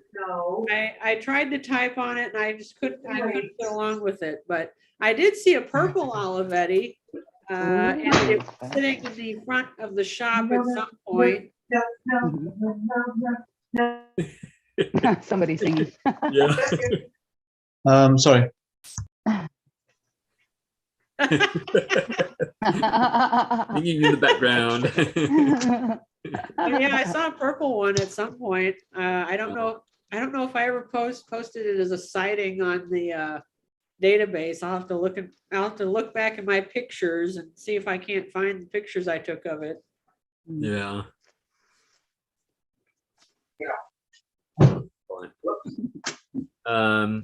And I'm sure you would never ever find like one of the Smith premieres in a thrift store.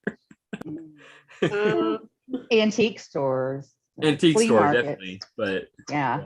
Well, it's around here. That's what they are. They're antique stores. okay. They're not really a thrift store, so I shouldn't. I don't know that. True. I think I went to Goodwill one of the local Goodwills once, and I did not find anything. So Yeah. yeah, yeah.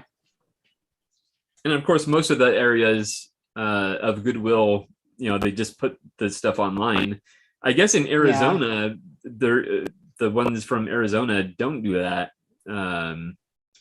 That's why like Brian Good and Ted Monk wrote good things because they weren't just putting them on the auction site. So they closed the Goodwills in Toronto because there was a huge scandal about how the managers, or I don't know, the head honchos were basically stealing the money, and it wasn't going to the charitable.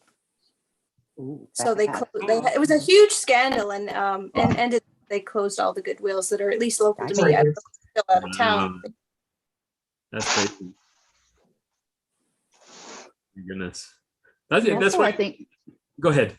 Oh, I think more people are becoming aware that their typewriters have resale value, so they're not donating as many. Yeah. Goodwills, they're getting on their marketplaces online and trying to make a few bucks before trying to. Well, the crazy thing is about the online, and like I notice this because it's my primary way of shopping, is the broken down non-functional ones are hundreds of dollars now. And I'm like, I'm gonna have to invest at least another 200 just to get this working. Like, right. So you're asking me for 400 up front for something that doesn't work at all. Like carriage is, solidified or whatever. Yeah. And especially haggle a little bit. What else is wrong with it? Like you can't test it and see and squeeze the platen or anything. So I'm like, I don't think I want to spend 400 on a big question mark. Yeah. Yeah. But most of those people, you can talk them down a little bit on the price, Well, it just ends up not being sold, and I guess they find out that you can list for whatever you want. It's not selling. Exactly. Yeah.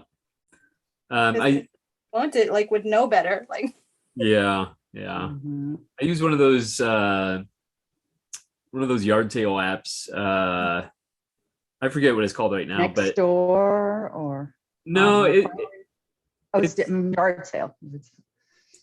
It's specifically for selling items. I don't remember, but and I'm having a senior moment. I lost my train of thought. But we get what you're saying. Basically, an app tells you where all the local yard sales are and what's being sold. No, this is actually people are selling their items through the app. A virtual yard sale. Yeah. And almost sounds like a local buy and sell or a Kijiji or something like that. Something like that. Yeah. And you have these people that they list their typewriter like $500, and you look at it and it's clearly not worth that. And like you do the search, and the further you scroll, the older the listing. And some of these listings are like from 2 years ago, and they're still priced at 500. It's like, okay, do you want to sell it or not? I was on the hunt for a typewriter table, and I found one on Facebook Marketplace, but the seller was insisting that the typewriter go with it, like it was a bonded pair apparently. But it was a huge standard. I'm like, I don't want the typewriter, I just want the table. Yeah. Listing. And some of these listings are like from 2 years ago, and they're still wow, a flashback. Or not. Kara's watching YouTube. Oh, that's funny. I was gonna see if I could find the app real quick. Yeah,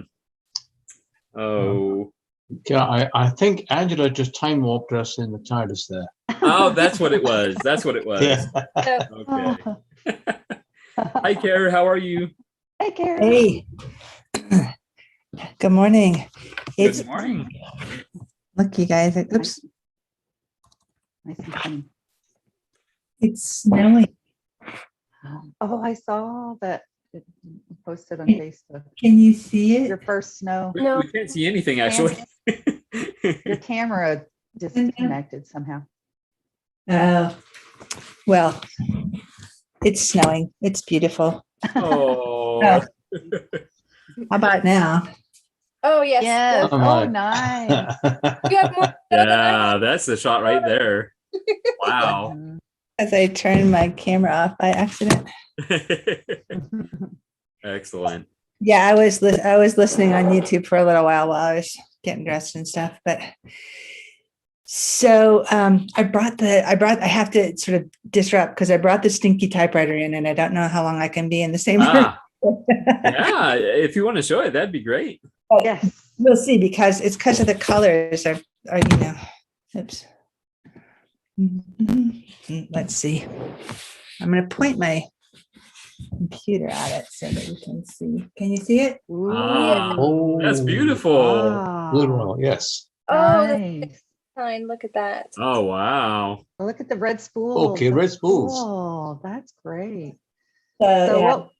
what was its original color? Was it green or a different color? Well, so here's the thing. It's kind of a weird story. This is a Franken-typer because I wanted I haven't actually even typed on it. I really just brought it in. I'll type on it and show you in a minute, but I wanted the typeface, but I wanted a different body. And so Megan was like, oh, I can do that. Swap them out. And then of course went south. So I kind of wished I had just stuck with getting the original one. It would have happened quicker, but yeah, but there it is. And it's not too stinky. I'm having hopes at this moment. I'm having some hopes that That's good. Yeah. Well, I think the longer you let it sit out, Yeah. it'll eventually air out Yeah. over time. So what typeface does it have now? Well, hang on. I'll type a little sample and then you can tell Okay. me. Is it? Okay, so I'm going to mute so you don't have to listen to that. Okay. I'll come back with the type sample. And I did remember, well, I didn't remember. I looked up the app I was talking about. It was Offer Up. Offer Up. Okay. Offer Up. Yeah. Yeah. Yeah, so I scroll through there and, you get to these really old listings and it's like, it's still priced at 500. It's like, yeah, you don't want to sell that. Yeah. I'm there. Well, I'm and- the same way. I wouldn't let any of my typewriters go for less than the premium price. yeah. I would rather keep them than sell them for $50, because I Yeah, spent but- anywhere from 30 to $50 on them, plus, hours of time on most of them. So Yeah. my But time is worth. I think a lot of these people, they're clearly people that maybe they went to like an estate sale or something, and you could tell they're just like trying, out to make a profit. Yep. So they're not really typewriter collectors. So Mhm, if that's the case, you would think they would just want to sell it and be done with it. mhm. Oh, yeah. Yeah. Angela, I think you had stepped away, but we had a funny time warp thing. I was hearing my own voice from like 20 seconds ago. So it's got the Doctor Who. So we thing. blamed it on the TARDIS. Yeah, I was in that other room in the TARDIS folding my laundry from the. Oh, there dryer. you go. I think it was a timey-wimey thing. That's right. It was pretty funny, but I think Kara, when she came onto the stream, she still had YouTube playing in the background. So Okay, yeah. That'll do it. now the secret is spoiled. So we'll go back to saying it was the TARDIS. That was funny though. Yeah. Let's see here. Does anybody have any typing prompts or questions or comments or suggestions? I have a question. Yeah, go ahead. So at Toronto Typewriters, like in the shop, I was looking at two other Royal QDLs. One was, I think, the 30 with the chrome, that sort of like textured black with the chrome strip. And then the other one Yeah. with the Dreyfus model with the tombstone keys. Between Mhm. the two, if you were getting one, which one would you get? The black one, because it's pretty. Yeah. Yeah, because the other one's kind of a gray, isn't it? Like a gray. Yeah. color. Yeah. Battleship Gray. They both. Yeah, I like to look at the black with the nice chrome. It's just more attractive. just But of wondered if course, tombstone ultimately, which one types better, Thanks. right? Yeah. Well, yeah. Functionality, Yeah. assuming that they were equal in function. Mhm. Yeah, I didn't know if there was which one. I only have the 19, like the mid 50s. I like them both, but I mean, how many of the same make and model do I really need? Apparently, I need 8 Royal Quiet Deluxe. Yeah, exactly. Mhm. Like I already have them for free. So I can justify it. Like these are different colors, but do I really need the whole colors? I'm not Sean. I don't need a whole crayon box of the complete set. Your cat is so cute. I know. So I So would if I relaxed. could afford Held them. like a but the baby. co- She insists So Yeah. cute. your arms. Yeah. Yeah. When we had a cat, you couldn't hold him like that. I insist. So it's like kind of a double-edged sword because if you're not in the mood, too bad. Like she'll climb right in whether you want it or not. Oh. That is so cute. Yeah. There's times I miss having a cat, but I don't miss all the cat hair though. Yeah, Dogs or cats? I love them both. Yeah. me too.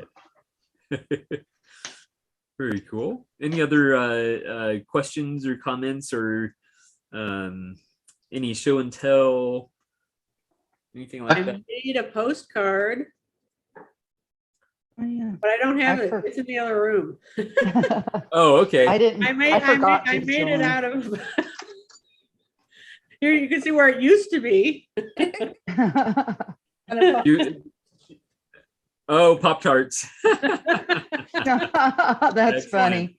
You did a Ted or Joe. Joe's the one that does Joe. that, right? Yeah, I was the one that did that, and I'm like, oh dear, I don't have any labels. Oh, I think Kara's back with her typing sample. Why wouldn't we want to hear her typewriter type? I know, right? Oops. No, you were fine. Hold on. Hold on. Oh, okay. Oh, Apparently it has a green and black ribbon in it too. I just found out all kinds of Oh, things. nice. It's kind of like a shaded typeface. Any guesses? Yeah. So we know it's a royal. Is it elite or? Pica? Yes. It's a, Yeah. Mhm. so that was the thing. The other body had the elite type and this one had the pica, but I wanted the elite. They were both the same typeface. I think I have that in pica, but I don't know what it's called. It just looks nice. Anybody? I know it's really cute. It's It's a little bit thicker than the standard typeface. Those are all my favorite, but I don't know the names of them. Like I know Congress, Imperial, book something or other. Like everybody had their own twist of what to name it, but that type Mhm. of right.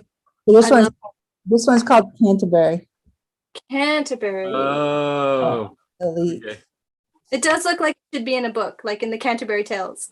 A little more like thick and thin going on, a little more sharp edges to it and stuff.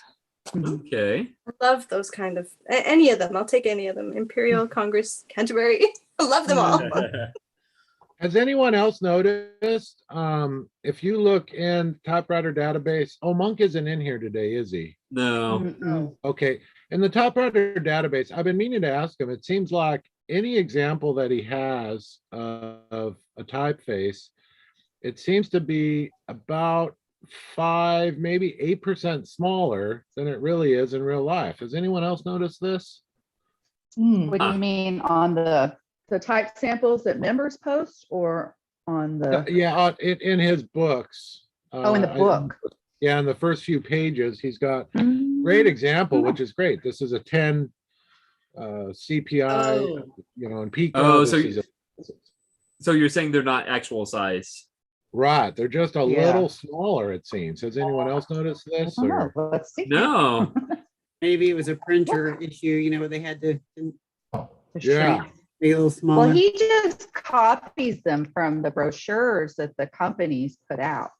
So maybe that's the actual size of the original brochures. Yeah, maybe possibly. the brochure printed that way. Mhm. That's a good. My biggest problem Yeah. is it's always so funny. People will So- show up and go, "Well, what's this typeface?" I go, "Well, it's a 10 CPI," and they'll go, "Well, what's it called?" And I'm like, "I'm not exactly sure what the manufacturer called it. It looks like a." Well, let's see, let's measure.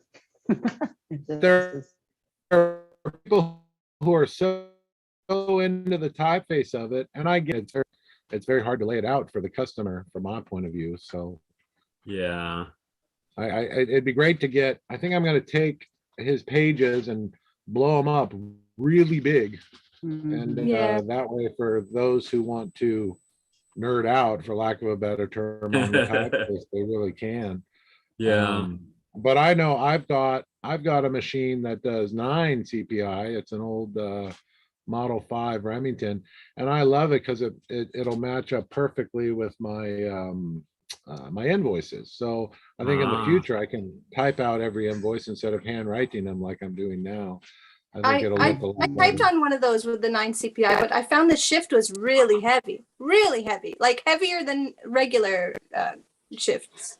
Like- Yeah, that needs an adjustment. That spring load in the back maybe needs adjustment, or something needs lube, right? Yeah, because I have machines that are carriage shift, and I know that I wasn't expecting it to be as light as a basket shift, but this was even heavier than what I expected. So I'm like, oh, I can't press the shift on this machine. But yeah, You'd be it's cool. amazed. Yeah, you'd be amazed how sensitive that is and how hard it is to get it right. A lot of times I've adjusted them, and then I pick the machine up just a little, and then it won't act right again. So I have to get it a little tighter. I have to give it another quarter turn. Where's the beginning? Where's the end? Most people don't hit shift as much as we think they do. So I generally give them a quarter turn tighter than what I think it should be. I do. just to be All the honest. times I hear, most people don't use the semicolon or the hyphen or the shift. I think I do. Yeah. I Yeah. hit shift a lot. I use the semicolon repeatedly. I'm the one that said, like, nobody does that. Yeah, I do. I do Well, too. Oh yeah. Yeah, and I have the bad habit of, if I have a word that I want to capitalize, I'll hit shift for every letter, and then by the 6th or 8th letter, I'll go, I've got a shift lock. What the hell am I doing? I know. Why don't I just shift lock it, do the word, and be done with it? Wow. Well, I found on some machines, if you shift lock, it is actually slightly different. Like it's out of alignment Oh versus. yeah, the height. If the Yeah, machine's so I hold not the shift properly every letter adjusted, too, that's but true. shift lock's not as. Oh yeah, no, my machine would never do that. I would adjust that. Yeah, we gotta get you adjusted out on that. You have skills. Do not have those skills. Well, Neighbor.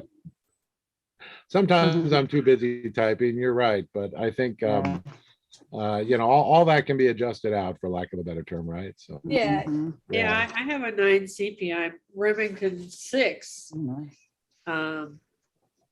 But it's one of the old ones, so I don't know. Is your Remington 5 an old one, Bob? yeah, it's actually, the reason I don't use it all the time is it's one of my favorite writing machines. It was my grandfather's that he picked up in 46 after the war, and when he went back to, he put himself through college in Detroit.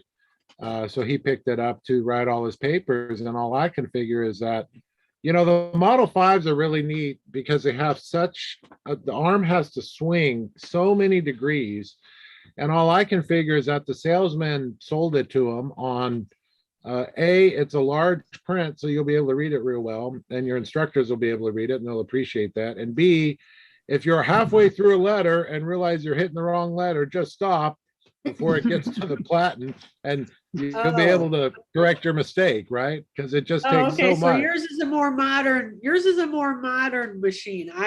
When I say number 6, I mean mine is a 1897 Remington 6, but it does the 9 CPI. Well, that's what I estimated it to be whenever I did my type samples. Hello, Cat.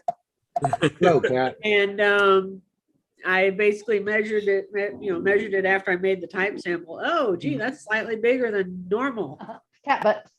Yeah, you can see cat butt. So I measured the typeface sizes on the Royals and Smith Chronos, and they are accurate. Oh, Maybe really? some of the other brands might not be, but I just did Smith Chrono and Royal. That's on the, is that in the main Bible, the first This Bible? isn't, yeah, the orange, the first Bible, yes. So, Oh, yeah. No, that's the one I'm talking about. I thought it was Yeah. all just a little smaller, just 5% or so. Okay. it's just the way it looks in the book, when it's an illusion, I guess, right? Well, and it's hard to match up. I've never Yeah. thought much of fonts. But I'm not going to count all of them, but there's, a ton Yeah. of other brands too. So some of their catalogs might have been different. But you're But- right about the illusion, because I have a bulletin pica, and I had to get out my ruler, and it is just 10. Like, it looks bigger without all the serifs. It looks larger. Because of how the font is. Yeah. Yeah. Well, we're very fortunate to have so many fonts. I just know the companies were labeling their fonts different names. They were moving them around just a little bit. Like Hermes had the Director Elite versus blah, blah, blah. I mean, just all sorts of, and I appreciate all that information. I just run into customers who want all that information, and I don't have all that information. What I do know is the machine types like a dream. I know that, but Yeah. so. Yeah, but if it's they been a don't lot know, of fun. sort of fudge it. Like Olivetti had, the one I have is called Imperial, but sort of the similar or same.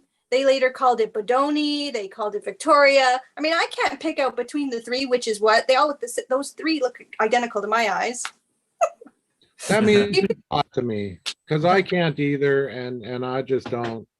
I don't know. Yeah, I can't either, and good for you. I'm more interested in how the machine types, and how well it types, and how well it will be to your hands after a few hours of typing, etc. So, okay. Well, I feel better. Thank you all for making me feel better. I wish Yeah. Monk was here so he You need could to get that chime in. specific. You can just tell them what you know and let them ride with it.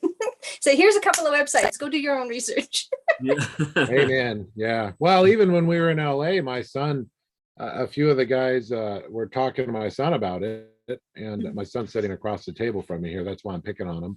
And he's sitting there going, who knows? I mean, there's just Yeah. there's probably that 5% of the population who are into typewriters who are super duper really into the typefaces. And I get it. I prefer a 10 so I can see what I'm typing, but sometimes I need a 12. So, Yeah. And so, talking about typefaces, yes, Kimberly, there is a Christmas card on its way to you if it hasn't got to you yet. No, it hadn't, but yay. I do both Christmases, also the Orthodox. I mean, my family's a whole bunch of different religions. Yeah. Some of them don't do any Christmas at all. Some of them, I'm everything over here. So, so I have another Christmas coming on January 7th. Okay. So it's just time. It's not late. Yeah. Was it the 7th or the 8th this year? I think it's the 8th this year, isn't it, Kimberly? Well, Christmas Eve is the 6th, I think. So the 7th will be the day. Okay, I'm a day off. Okay, well, that'll be good. Excellent. Mike, how are you? I'm doing good, actually. Yeah. Excellent. I woke up to a snowy day, so it's actively snowing now. And I went out for a run, and it was tricky. Yeah. Oh boy, yeah. I'm actually going for a motorcycle ride today because it's in the 60s here in Virginia, which is weird. Wow. Yeah, we got folks back in Virginia, so they're all enjoying it, giving us a hard time. Yeah, no, it got cold last night. It's about 25 now, and planning on colder yet. So we'll see what happens. Wow. Sorry, where are you? I don't know where that is. Up in so Suquamish, Washington. It's I can see Seattle, but it takes an hour to drive there, if that makes any sense. We're a peninsula, so okay. yeah, it's we're kind of off the beaten path. If you look up the Everett weather, that'll give you a good idea of what I'm going through right now. It's cold. It's interesting. Occasionally, just randomly, I have Elliptica on my computer, and just the conversation, she'll just pop up and start talking. So if you heard a voice, that's what that was. She was looking up the beaten path. The beaten path. Yeah, and it's funny because hilarious. I don't even know how she got on this computer. So, is she a virus? Yeah, Alexa's everywhere. It's a Yeah. conspiracy, actually. Yeah. Yeah. Bezos is going to get us all roped in before he heads off to the moon. Yeah. Oh man, that was funny. Yeah, but you're doing well. Oh yeah, healthy as a horse. Well, sort of. Saw my doctor for the first time in like a decade. That's how often wow. I go. But so my cholesterol's a little high. I wasn't surprised, but it was. And tomorrow, if it's not still snowing, I have this thing that's been growing on my leg for several decades, and I'm tired of looking at it. So we'll Oh, get rid of that. That's yeah. my life. It's very exciting. Yeah. Excellent. I did also want to mention that I think it was last Monday I made my debut on One Type page. So Oh, nice. if you Oh, didn't, yes, I saw that. I was excellent. surprised and happy. Yeah. Yeah. So I Come thought more often. I thought I would dip my toes into it and Yeah, I still It's yet to a do it, nice but I place read to it. hang out. yeah. Yeah, it gets a little weird Well- now and then, but for the most part, it's real nice. It's a good bunch. A lot of I'm regulars. surprised we don't have more crossover. Yeah, exactly. Yeah. It's almost like there's little clicks. Yeah, kind of. A live click, and then there's the One Type page click. Yeah. Yeah. And then if you do a Venn diagram, we're all in the middle there somewhere. There you go. There you go. Exactly.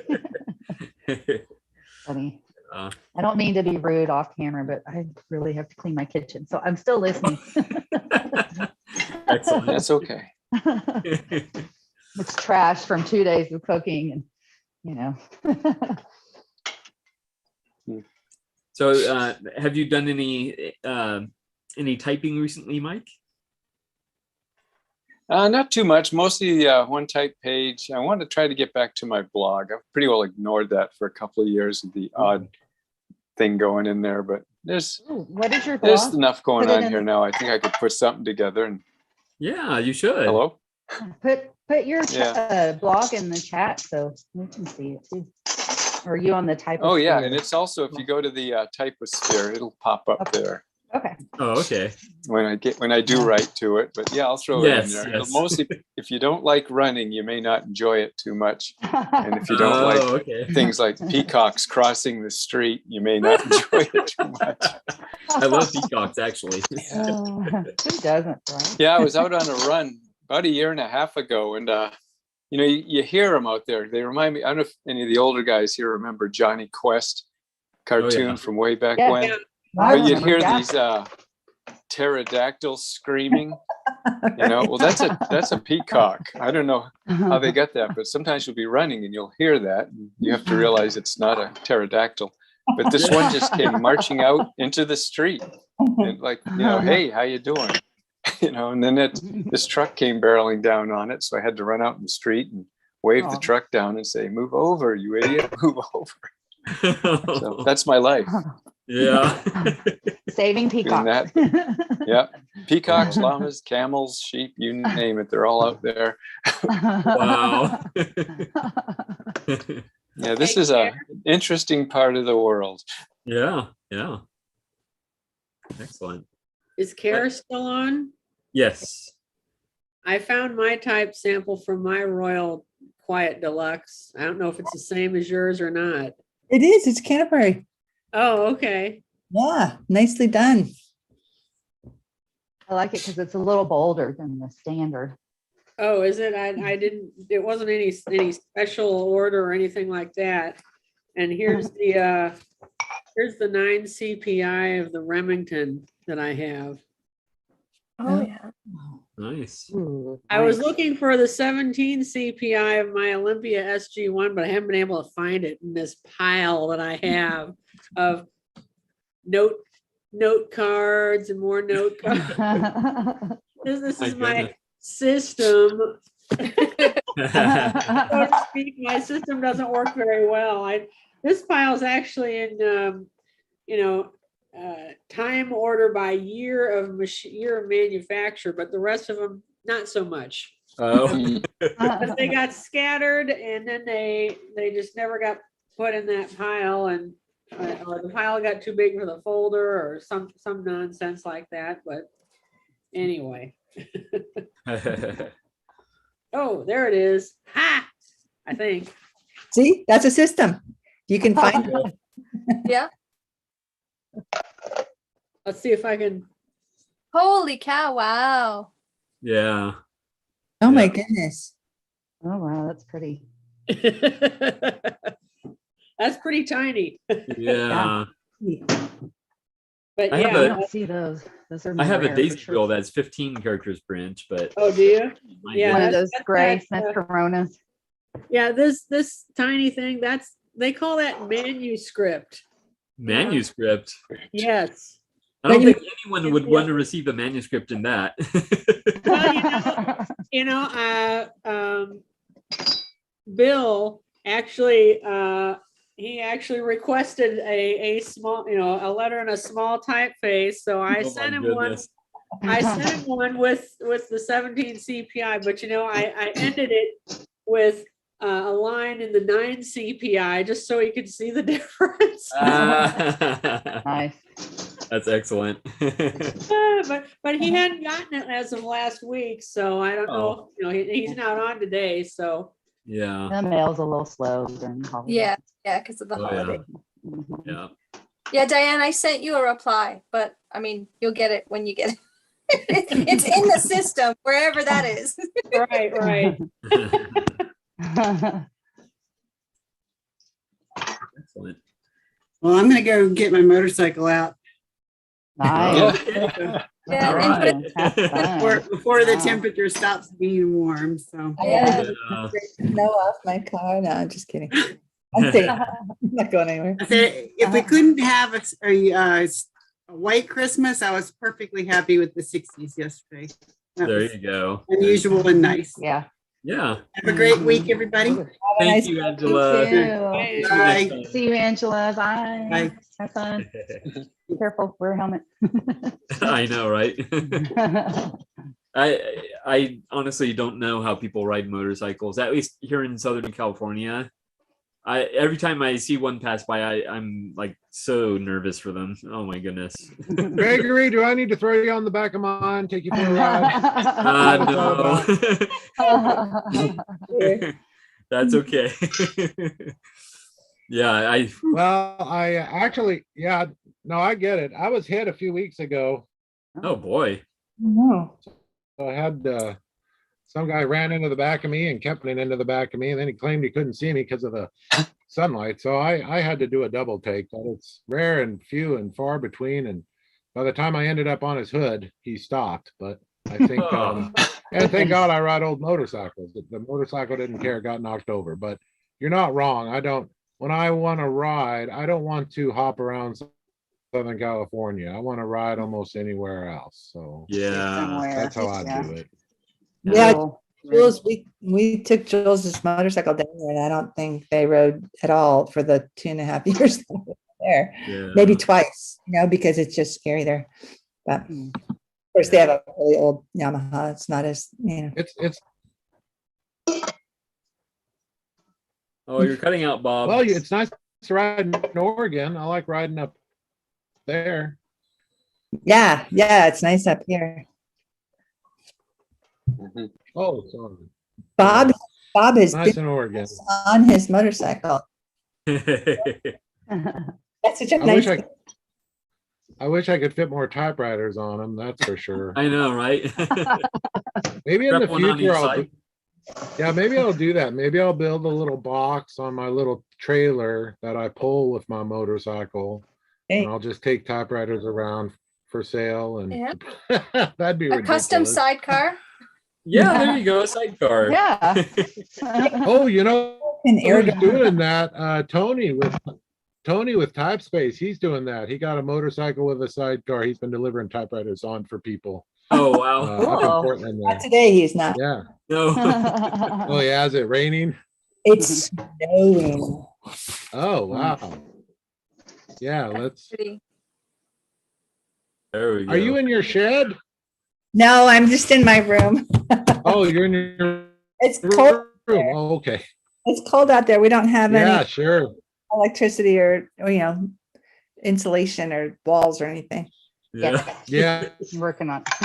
I I had to light up the propane heater in my trailer. I've got a little propane heater that's keeping me warm when I'm working out there because it's been, yeah, I couldn't imagine the snow. Right. We've got nothing to complain about here in Southern California, but I'm frozen, that's for sure. So I know it's really well, weird. good for you, Karen. Yeah, Yeah. we're going to work on the electricity today, I think, because Ooh, it's snowing. Can't do a lot of yard work. So yeah. we're on You did vacation. just run an extension cord. No, we did run the electricity into the studio, and we have one plug in there. I was running off an extension cord, but now we actually have one outlet in there. We just have to, Cool. yeah, it's coming along nicely. Yeah. Well, I'm really excited to see it when you're all done. Maybe I'll take example for my trailer, you know. Yeah, we're trying to figure out, I'm going to walk you through the house so I can show you out the back door. I can show you the studio. It looks so pretty in the snow. But yeah, we're trying to figure out what insulation to use and what to put on the walls and stuff. And let's see. Wow. That looks amazing, Care. How Oh, pretty. wow. Oh, wow. Winter Nice. wonderland. That's beautiful. Wow. Beautiful. When it's warmer, open up those French doors and so. Yeah. It feels Nice. like I was just there and it was a beautiful day. I I know. can't believe how. Yeah. Now there's just snow on the trees. That's crazy. I'll ask you guys this. So you see, we have the Typewriter Museum on this side and on this side. Hope I'm not making you dizzy. But you know, people walk in here and walk out again because we don't have people in the house right now, really. But when people walk in and I say, and this is the Typewriter Museum, and here's all these typewriters in glass front cases, and I even open the doors for them, and people go, oh, that's nice, and they keep walking, and I'm like, It's a Oh. museum. You're supposed to stop and look at every single one, right? what is the matter with you people? Don't you want to play with these machines? I think it's because you have them so close together. I've really learned that the closer you put machines, the less people see them. So you know, in my emporium there, my trailer, I've got enough room for 40 machines on the shelf, but I'll never put more than 10 or 15 because otherwise people just don't see them. They got to be really far apart. It's really strange. That's been my knowledge. That's a great point. So I need to take my Bob Marshall dust covers off of the ones that are sitting around. There you go. Those are more spread out. Okay. That's That's an idea. Typewriter Muse tip for getting people to engage with your typewriters. Spread 'em It's out. clustered together like that. Well, and that's why I really like Tony's space there up at Type Space. He's got them separated. There's, you know, a foot between every machine. So every machine you look at, or he's got a divider, right? He's got the wooden divider. Every machine you look at, you can just focus on that machine, what it is and how it, I really give him credit. If y'all ever get a chance, go up to Portland. Tony really knows how to do it because any other typewriter shop I've been into, it looks like my college dorm room. I mean, there's just typewriters all over the place. It's just a mess. But anywho, I really took that to heart. I've got room for 40 machines, but I'm just going to put 10 or 15 up because that's really all the brain can handle. Yeah, that makes a lot of sense. Yeah, but you've got a really nice area there. I think it's cool too how it's almost like it used to be a vestibule to your backyard. I'm not sure, but Yeah, you know. it is, but it's also like that was the dining room. Like there was when we first moved in, there was the big chandelier, like right at height. I think I hit my head on it. Yeah. Right? Right. Yeah. So yeah, so we had to hang stuff off it so we wouldn't run into it. But that's gone now. We have a different light up, but yeah. Okay. That's on my list of things to do because that's what my dining room is. It's basically a typewriter hobby room. There's still a chandelier in there. Yeah. Yeah, I haven't been up to we haven't been to Portland yet since we've been back. So I haven't been up to see Tony and Typespace yet, but I'm looking forward to it. Yeah, that'd be a good field trip for you. You're right. You're a good hour and a half or so from Portland, huh? 2 hours? Yeah, 2 hours max. Depends on the traffic. Okay. Yeah. That'd be a good one for you. It's a really nice space. It feels amazing. You can use all these machines you could ever dream of. He's got, it's very comfortable. So Bill said that because I've been talking to Bill because we thought we were going up. So I was like, are you free on this day? And anyway, so I'll go up and I get to see Bill too. But he said he was talking to Tony and he said that Tony said if I came up, but Typespace wasn't open, that he would open it for me. Oh, Oh, I'm like, oh, I that's guess. awesome. that's nice. You better buy something if you go for it. I know, right? I want to go up there and like see what really good stuff he's got because I think he's got good stuff. Yeah. Yeah, no, my buddy Aaron here in Los Angeles went there like a month ago and ended up buying something. The man owns a typewriter sales shop, but he still bought something could you from not, Tony. It just right? cracked me up. Cracked me up. I want to go there and buy shit, Hey, I did a prompt. Oh, excellent. Oh, good. Awesome. Imagine that finally. You ready? You want to hear? Here. Yes. 26th December 2021. Dear Santa, so you skipped our house yesterday. I need to tell you how I feel about that. We had no lights, no tree, no presents, no kids or family visiting, nothing to demonstrate it was any particular kind of day, except it was a Saturday, so we didn't work. In fact, we pretty much lounged about. We weren't on any time schedule except for walking the dogs, of course. We didn't have any mess to clean up. We didn't deplete our bank account, and there were no cookie crumbs ground into the carpet by the fireplace. All in all, it was my favorite Christmas ever. Thank you for skipping us this year. It was so peaceful. But thanks if it was you for the snow. Cheers, Care. Oh, great. excellent. Very cool. That was perhaps an unexpected twist on being snubbed by Santa. It was a good Welcome snub. And I think Santa did bring the snow for you. I think he I did. think somebody did. It's just beautiful. Yeah. We were supposed to go up to the mountains this week for a few days, and then there was this huge winter storm warning, and the governor called a state of emergency and stuff. And so we were like, you know what? Like, we could just have a staycation. Let's just cancel and stay home and not drive up to the mountains in a blizzard. Yeah. And it's our first, winter in this house and stuff. And I wasn't sure about the pipes freezing. Anyway, so it was just nice to think like, oh, now all of a sudden we have all this time and space. But I was like, oh, but I'm kind of missing the snow. And then boom. I mean, it's just still dumping today. It's really fun. So, because I don't have to drive anywhere, it's super fun. Exactly. That's the key. Yeah, I lived for a few years in Peoria, Illinois. Oh, I know where that is. Yeah. And at the time I didn't drive.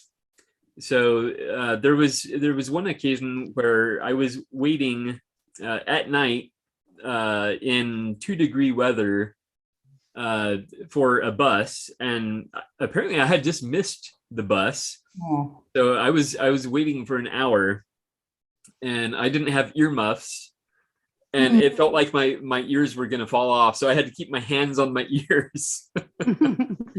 Oh, yeah. Man, it was horrendous. But I will say, the first time you're it's actually snowing and you're experiencing it, that's one of the most magical things in the world. It's just very, very otherworldly. It's And it's so quiet. Quiet.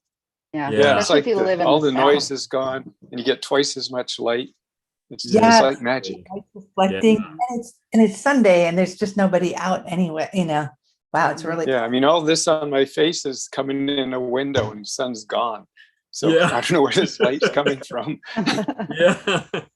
I grew up in Iowa, so I know how to drive. Learned how to drive in Iowa, so I know about cold and I know how to drive in the snow. But the people in Eugene don't know how to drive snow. It's like how people in Southern California don't know how to drive in the rain. Exactly. No, it's the same up here. Right. Well, except up here they can't drive in the rain either. Oh. Oh man. Yeah, but when what's that, Diane? That's her filing system. Oh My yes, filing yes. system actually put together, so it's like, dang, I got a lot of typewriters. Those ones that you still have are those ones that have passed through also? Well, they're all, whether I still have them or not. The majority of them I still do have. That's what I regretted selling one of them as usual. Then I have one that I would like to get rid of, but I haven't done anything yet. So it's a Royal Futura with the green lid, and it's like, I liked it, but somehow whenever I met the seller to pick it up, it's like, I don't know if it was their attitude or whatever, because it was like, I was thinking, I don't know if it's because it's like, yeah, I think I can fix that. And I guess they just were ticked off. I don't know, but it really grated on me. And as a result, I have a type sample, but that's about it. I have not used that machine for anything to this day. I truly have not. Wow. I mean, I think it works just fine, but I have that association with it, and it really bugs the crap out of me.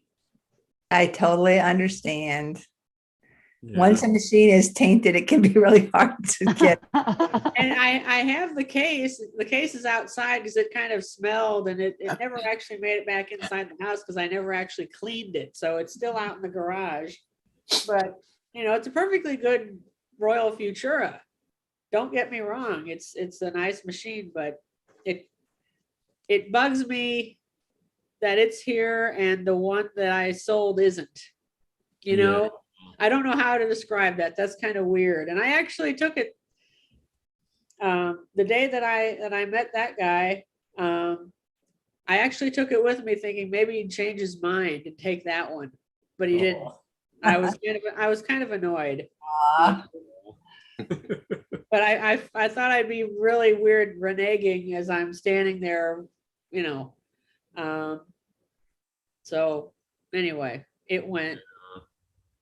Oh, that's so sad. Yeah, it is. But I did find my Smith Premier 1 type sample. Let's see. Oh, it's oops, just a second. I put it down. It's right on top because it's the oldest.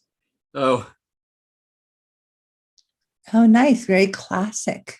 Yeah. Very classic. Yeah, unfortunately, I haven't found any of the other typefaces that are in the manual. I would really love to find another typeface, but makes me wonder about that one in Bodie. Anybody near Bodie? I want to know what I want to know what the serial number is on that one in Bodie. Because that's a Smith Premier 1 just sitting there, Yep.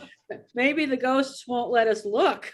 I don't know. I mean, isn't that kind of like a ghost town, I mean, I know that it's a museum, but there is a Smith Premier 1 just sitting out there. Wow. I'm actually surprised that different typefaces aren't more common. Like I have maybe 3 different typefaces in my collection. So yeah, it's a little frustrating. I was super happy that the Hermes Rocket had the cursive.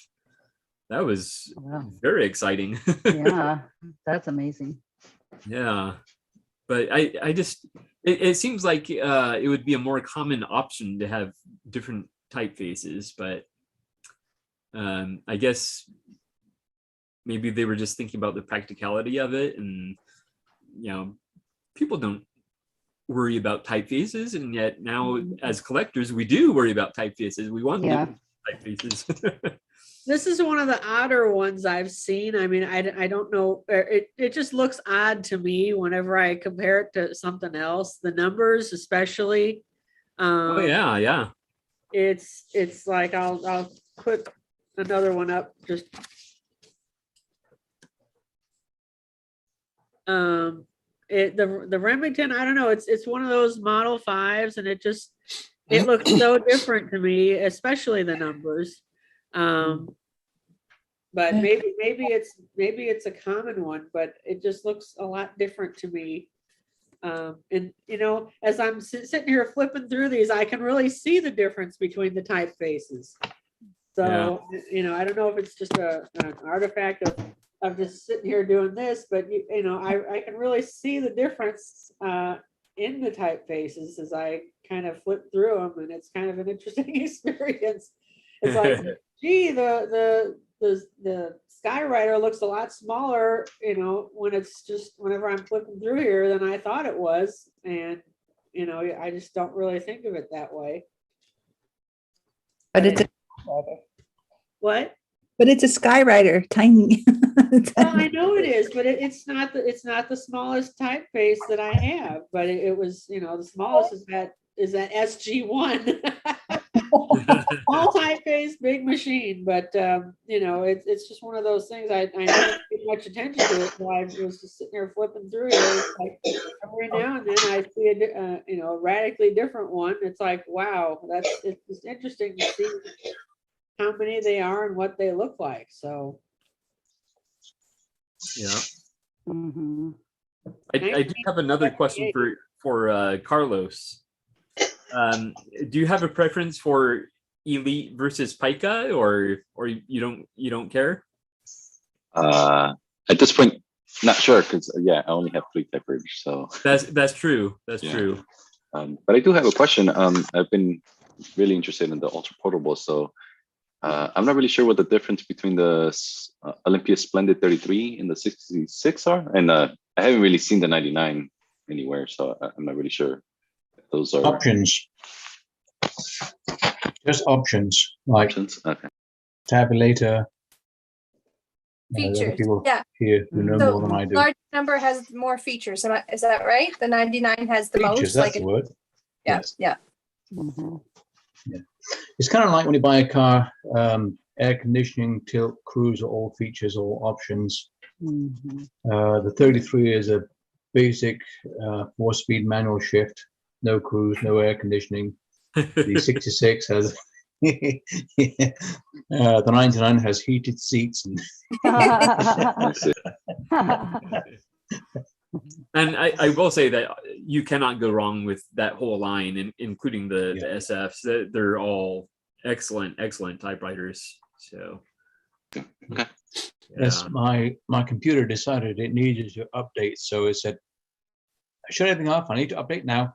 Oh, it forced you off. Yeah. I wondered what happened to you. Yeah. So, Mike, you were saying you woke up to snow this morning. Yeah. We've had snow here the last a week or so, and we woke I up would imagine. to we woke up to minus 17 Fahrenheit this morning. Right. Oh, Sounds that painful. reminds me of when I was a kid. When I was young, I grew up in New Hampshire. It was always cold there. And this time of year, when you woke on a good day by noon, it would get up to 0. Or No. 0 is 0, no matter who you are. Yeah. It would get No mighty matter what cold. scale you use. Yeah. But the Pacific Northwest, when you start dipping down into the 30s, people get a little nervous. And when you hit the 20s, I think they all run and hide. I get kind of excited when I go out. And the beauty is when I go out, everyone else is hiding. So I've got this whole world to myself. And so it's all white. Right now it's very blustery. So the snow's going sideways and up and spinning. And it's kind of fun. I'm looking out the window and not paying much attention to anything else right now.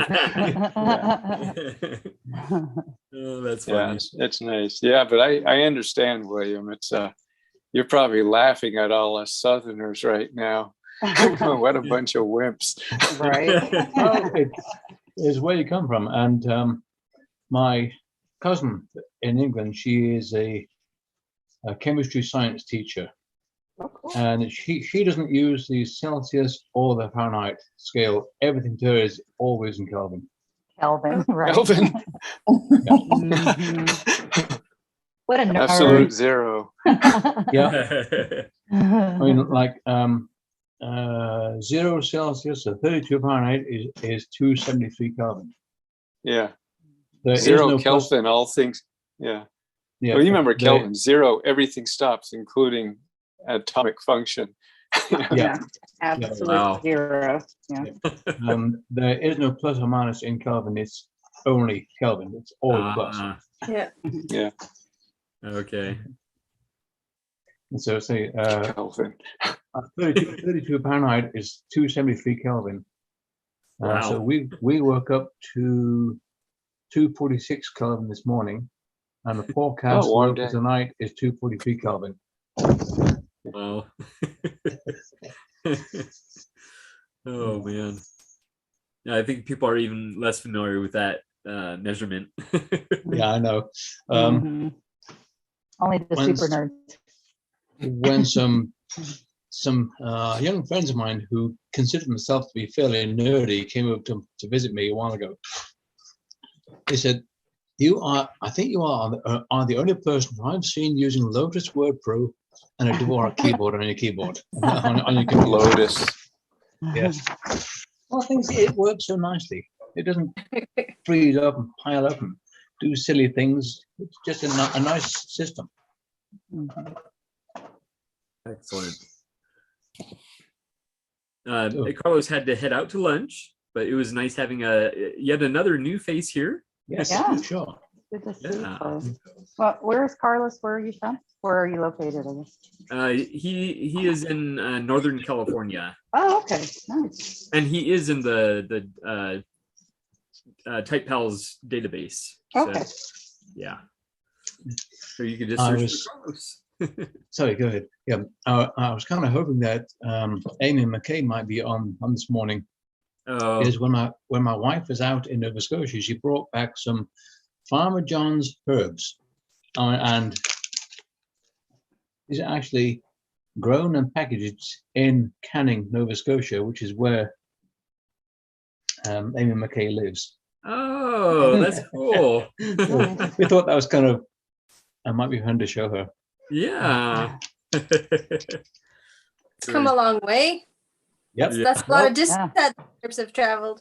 Well, I say Juliana bought it when she was there on suggestion of a friend and brought it back with her. And oh yeah, we had chicken yesterday for Christmas dinner, and that tasted really good. Excellent. Excellent. All right. Any other typing prompts or I see May is still on Dear Santa. Yeah, I know. Well, I'm too busy listening. It's hard to do two things at I once. know. Plus, my kitchen really was bad. And I couldn't stand looking at it. Yeah. Or I have any, to clean before I can even get lunch going. yeah. So apart from Kimberly, who here knows what Santa's postcode or zip code is? I don't. One. 0000000. When Kimberly, tell them. HOHOHO.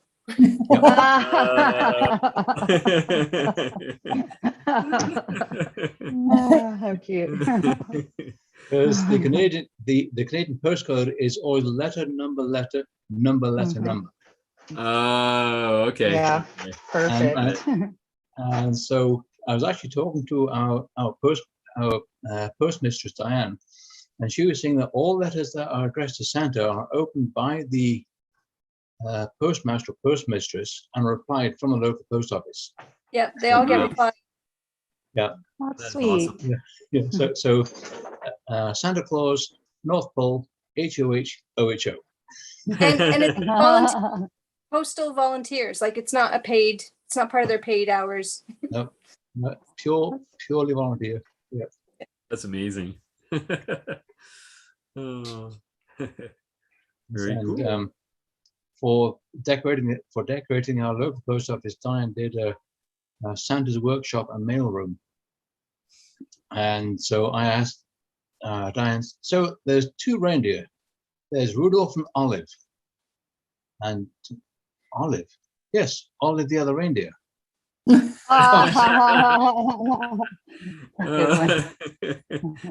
She's funny. not put that in play. Meanie. What mean girl? Get her off. That's so funny. Excellent. Let's see. I'm gonna check in on the chat real quick. I don't think there's too much going on. Museum. Let's see. We have Lindsay. Lindsay B33 says, "I'm sorry I couldn't make it this week. Work called me in." Then we have John V. Talking about the Hermes rocket. With the ribbon covers closed, the spools drag on them and drags down the whole machine. Pop them open and it works great. Try different spools. Any suggestions? Yeah, he probably has the wrong size spools. Try Yeah, other different spools. Try other different spools. Okay. Okay. Very cool. Because even a millimeter, like even a slight difference can do that. Yeah. 16th of an inch. Yeah, or less. Yeah. Yeah. Other thing to check is for the hinge end of the spool covers being bent. Sometimes that will make if it has a bat wing spool covers or the gull wing spool covers, if the hinge end is bent, they will sometimes sit down too tight. Or if someone has put a piece of felt or blotting paper on the bottom of the spool drive, that will also lift the spools up and make them That makes sense. interfere with the ribbon covers. Or if someone has put sound deadening felt inside the covers. Oh yeah. Yeah. All those three will have an effect. But I would say check the thickness of the ribbon spool itself, overall thickness, and if you can measure to within 1/32 of an inch, then get the thinnest ribbon spool you can find and try those. Yeah. Excellent. Excellent. I'm assuming Lindsay is in the States. Otherwise, I say measure to within 1 millimeter if she's in Canada or Europe. Oh, it was John V that was asking the question. Yeah. Yes. Oh, yeah. Sorry, wrong person. That's okay. And then we have Daniel Deer. Oh, and thank you for that, by the way, William. And we have Daniel Deary. I have a SMC Coronet Electric with sans serif typeface they call Classic Elite. How Nice. common was this? This machine was from the early 60s. I don't think there. I mean, I'm gonna pretend like I know things. I know nothing. I'm not the but I don't think there's a way to gauge how common, because it would be geographically dependent. Like in your area, it might be very common, and in my town, it might be uncommon. Like they made them by the thousands, and Yeah. how many in your town wanted that font or typeface? Who knows, right? It would have Yeah. been something that they could have custom ordered specifically for their shop or for their purpose. Now, like I said, every town or whatever could have a different, very popular here, not popular over there. So I don't know that there's a way to say, because we Well, I also don't think- know if the machines are still in use or still available, or how many ended up in the trash heap. There's no mathematical way to predict that. Yeah, well, I think the way Ted put it, and I'm speaking for Ted, so I hope that's okay, Yeah. is that, each company just had a couple different common typefaces, probably standard elite, standard pica, and most of the machines were produced with those. And if you wanted a special typeface other than what, the mass produced ones were, you had to pay a little extra. So most people probably wanted to save money and just got the one that was cheaper. But maybe people who are into writing more or publishing paid a little extra for that special typeface. And you have to remember, typewriters weren't for personal correspondence back then. They were for school and professional, for business. Back in the day, if you wrote someone a letter, it was kind of rude to type it. It was too It depends business-like. industries you have in your town. Like maybe in a certain town, a lot of the manuscript fonts would have been huge because they had this big factory. So Yeah. that's why. Yeah, it depends. College towns, manufacturing towns. Yeah, you're right. Depends on the location. Like some But, towns, that's why today we and only they may see have had a particular typefaces that are common. typeface paid extra Mhm. for. Yeah. They could have been still quite common in your town. It depends what your Mhm. industry was like. Because when I see like the ads in the catalogs, it's a, standard pica, standard elite. And if you wanted cursive or something else, it was like $5 more. And Yeah, back then, but if- $5 was probably the equivalent of $40 or something like that, Yeah. Yeah. So most Sure. people went with the cheaper typewriter. So the other typefaces are more rare because fewer Yeah. people ordered Yeah. the extra expensive typeface. And also think of it, the typewriter shops or stores would have certain machines in stock, which you could just go and buy and Right. pick up and have them that day. Yes. Yeah. If you wanted a special order type, it would take a month or so to put the order in, get the machine made, get it shipped to the shop. Mm-hmm. Yeah. Another thing Ted said, if you went to go trade in your old typewriter, you would get less money for your trade-in if it was in one of the rare, like if it was in cursive or a rare typeface. Like the Oh. ones that garnered the most trade-in value were just the standard business typefaces. Oh, that's funny. And now it's the reverse. Now it's the reverse, exactly. That's if you want to vote because you're. What do you have there, Right? Diane? I have a giant piece of paper, but That note what it is. says at the top of that paper. Mm. I Nice. wish I had the rest of the book because as you can see, it says page 133 up here. Oh. It's like I bought this off of eBay. It's like, man, I wish I had the rest of this book. That'd be cool. That is cool. I wonder if they disassembled the book so that they could sell them individually. Oh, probably. I figured they You're probably right. maybe they did, but Yeah. I've had this for a while, but since I was just messing around putting my that stuff I got the type samples out of, I saw this like, oh yeah, that's been in there for a while, but it's safer. It's safer in there, to be honest. What size? What are the dimensions? Like it's sorry. 12 by 14. Interesting. Let's see.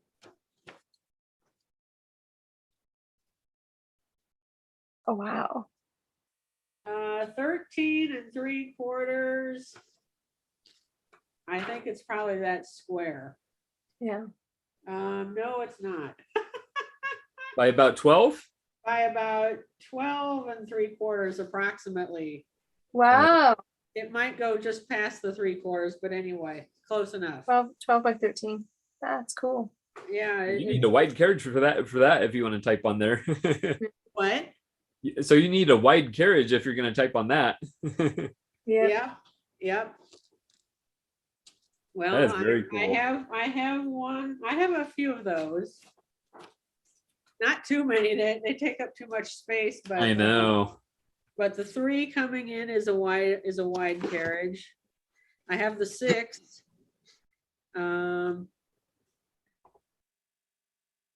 think those are. I have a few. I have that Olympia, but that's yes, that is technically a wide carriage, but it fits in a case, so I don't think of it that way.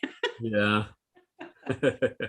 I think of wide carriages, and I associate them with standards more than I do portables. You know what I mean? Yeah. Yeah. So I think I actually have a Smith Corona Galaxy from '75. I think that has a slightly wider carriage. I don't think it's a full 12 inches, but it seems to me that it looks a little wider than just the 5 series. You know, if I had them both together, yeah, that one would be a little wider. Yeah. Excellent. Dan, how are you? Hi, nice to see you all. Just popping in. Nice to see you. I've been with relatives, so it's good to speak about typewriters. Not the usual kind of how are you, how are life, are you getting married? So, no, I'm a grown up, so nobody says, "Oh, you've grown so much," except girth, maybe. Oh, Yeah, I hear you. But it's been nice. No typewriters. The Santa didn't bring Oliver Batwing this year either, so I'm still looking. Oh. Still looking for. I just want to. I found I cleared my cabinet just a couple of days ago and found some paraphernalia. I don't remember ever buying it. I don't know where it come from. Somebody, perhaps the Santa still has placed some paraphernalia in my cabinet, but it's a very nice. I don't know if you can see it. It's mirrored. Uh-huh. Yeah, it's a small, and it's a brush. Oh, no brush. Oh. Yeah, it's a Smith Corona. I think it's a flat top. It just says LC Smith. I don't know which kind of serial number. I think it's for my 1935 Smith Corona flat top with this very That nice makes brush. sense. Yep. That's nice. With very hard. What do you say? Hard? What do you say? A coarse? I don't know what the word for it. Firm. Yeah. Sorry. A stiff. Stiff. They're very, so you can't really polish anything. You know, I might use it for my teeth. I didn't smell too good. Sorry. It's onwards. So it's nice to see you all. I have been for a couple of days because job has been a hassle. So it's great to be back into So the I crowd. imagine that brush. I imagine that brush has a wooden handle and natural bristle. Yeah. Okay. Yeah. The metal bristle. It looks like Natural. regular. Oh, Yeah. natural. Is that what Yeah, you're it's Like might be horsehair, wooden handle, and probably horsehair bristles. saying? Yeah, Oh, okay. Maybe pig bristles. Okay. Okay. Yeah. It's very stiff. It's hard to polish anything with it. I don't know where to use it because it's been laying, as I said, I found it. Yeah. Yeah. You'd use a brush that hard for cleaning your type slugs. yeah. Okay. Type slugs. Yeah. Yeah. Nice. So that was what I got. Yep. Cool. That's Yeah. excellent. Excellent. Well, we've got friends dropping in real soon, so I've got to scram so I can get the table get the table cleared off for when they come. So good to see you there, Dan, and everyone else, and we'll touch base too, hopefully William. soon. And Happy Thanks, Boxing all William. being well by this week, this time next week, Kimberly will have received her Christmas card. Nice. I will let you know. Okay, take care. God bless all. Bye bye. Bye, Will. Bye. Bye. Bye bye. Bye. Great to see you. Yeah, Oh. very cool. I think we're caught up on the comments. Again, there wasn't very much in there. I do want to point out, let me see if I can share the screen. Yes, this is the one. So last night I was going on Christmas night of all things. I was going on a deep dive on YouTube to try and find more typewriter related channels. And I happened upon this one. I don't know if you can see that, but Sir. Oh. Oh, nice. And yeah, so he only has 3 subscribers, and I think 2 of those were probably the result of I shared his one of his videos in the typewriter groups, and yeah, so I think anytime we find these people doing typewriter related videos, we need to really support them. And so I hope you guys will subscribe to Sir Types a Lot. And yeah, he has some good typewriters there. And it looks like he posted a bunch of videos all in one day. So I just hope he doesn't drop off YouTube, because sometimes you get these people that, you know, they'll post a few videos about typewriters and then they never post again. And it breaks my heart every time. So yeah. But yeah, I discovered that, and I thought I would share that. I'm very much into you know, I've had multiple YouTube channels, so I'm extremely comfortable on YouTube. But I understand most people aren't, but I think whenever there is a new face on YouTube, we need to support them, and so I try and do my best. I actually want to set up a page. I'm not sure if this can be on my blog, poortypist.com, or on typepals.com. and just a list of all the YouTube channels and try and support them. I even thought about starting a Facebook group, but then not everybody's on Facebook, so I may do that anyway because that's like super easy to do. I started like I don't know, maybe 10 or 15 Facebook groups, so including a couple for work, but yeah. But how often do any of you like do a deep dive on YouTube trying to find new channels? Do you do All that the time. All the time. But I like long videos. I like, give me at least 20 minutes, like something I can sit down with and absorb. The little 5-minute videos, I don't spend a lot of time watching. Yeah. But I will. I just subscribe to Sir. I will support him. Yeah, good. That's excellent. You guys checked out Sarah Everett? Oh yeah. Just my type. Yeah. Yeah. My Or type. just She's awesome. yes. Cute. Right. All her stuff's really cute. Yeah, she just finished restoring her. I think it was an old Royal. It took her a year to do. Oh, Yeah. nice. She put her final video up, I think the other day. Yeah, I still need to Kind of a watch time that. lapse of the whole process. Oh, It was wow. really something. Yeah, and she's like, she's a kid. It's amazing. Yeah. Yeah, she just did a deep dive into typewriters, and I think they've had her on Austin Typewriter Inc. a couple times. Yeah, she did a I've been- interview not too long ago. Oh, okay, yeah. And I've been trying to get her on here, but she has yet to actually follow through on it. But that's okay. She's busy making her own YouTube videos. Yeah. These are great. But Gregory, going for a deep dive on typewriters, it doesn't exactly lessen the craving for them. So sometimes you get a lot more. So, I see how much I must get this and this and this and this. Yeah.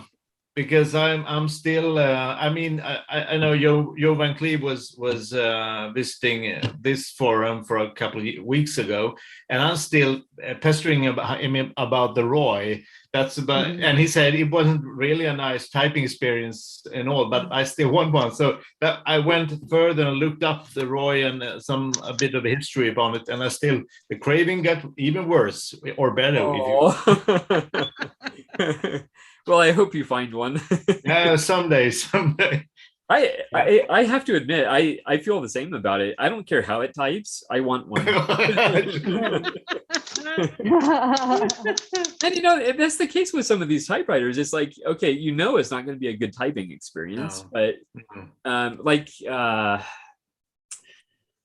I forget the exact name of his channel, but it's something like Hairshale's Haven or something like that. Yeah. Okay. And he must have an insane collection, but he has one of these that the typewriter itself has like 3 keys, and then it has a stylus. So with your left hand, you're using the stylus. Yeah.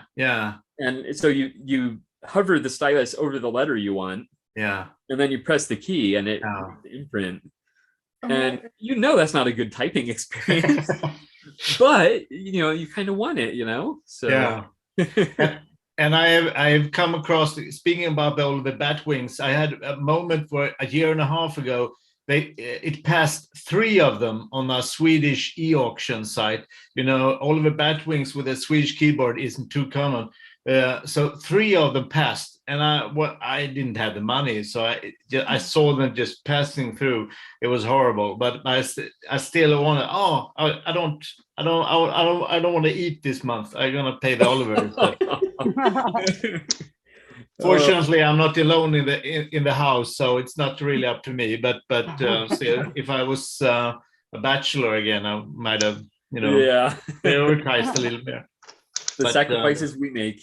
Yeah, always. So it's but I think it's very good. I think since I started collecting typewriters like 7 or 8 years ago, the craving, as I said, get even worse. And I can't even look at the CNN clip on Tom Hanks when he's because I'm just scanning the shelves. Okay, what do I see in this picture? I do that too. So, yeah, it's like, And then I came by the video when he's changing the ribbon on a Hermes, and I said, "Oh, I gotta have that. I gotta have it."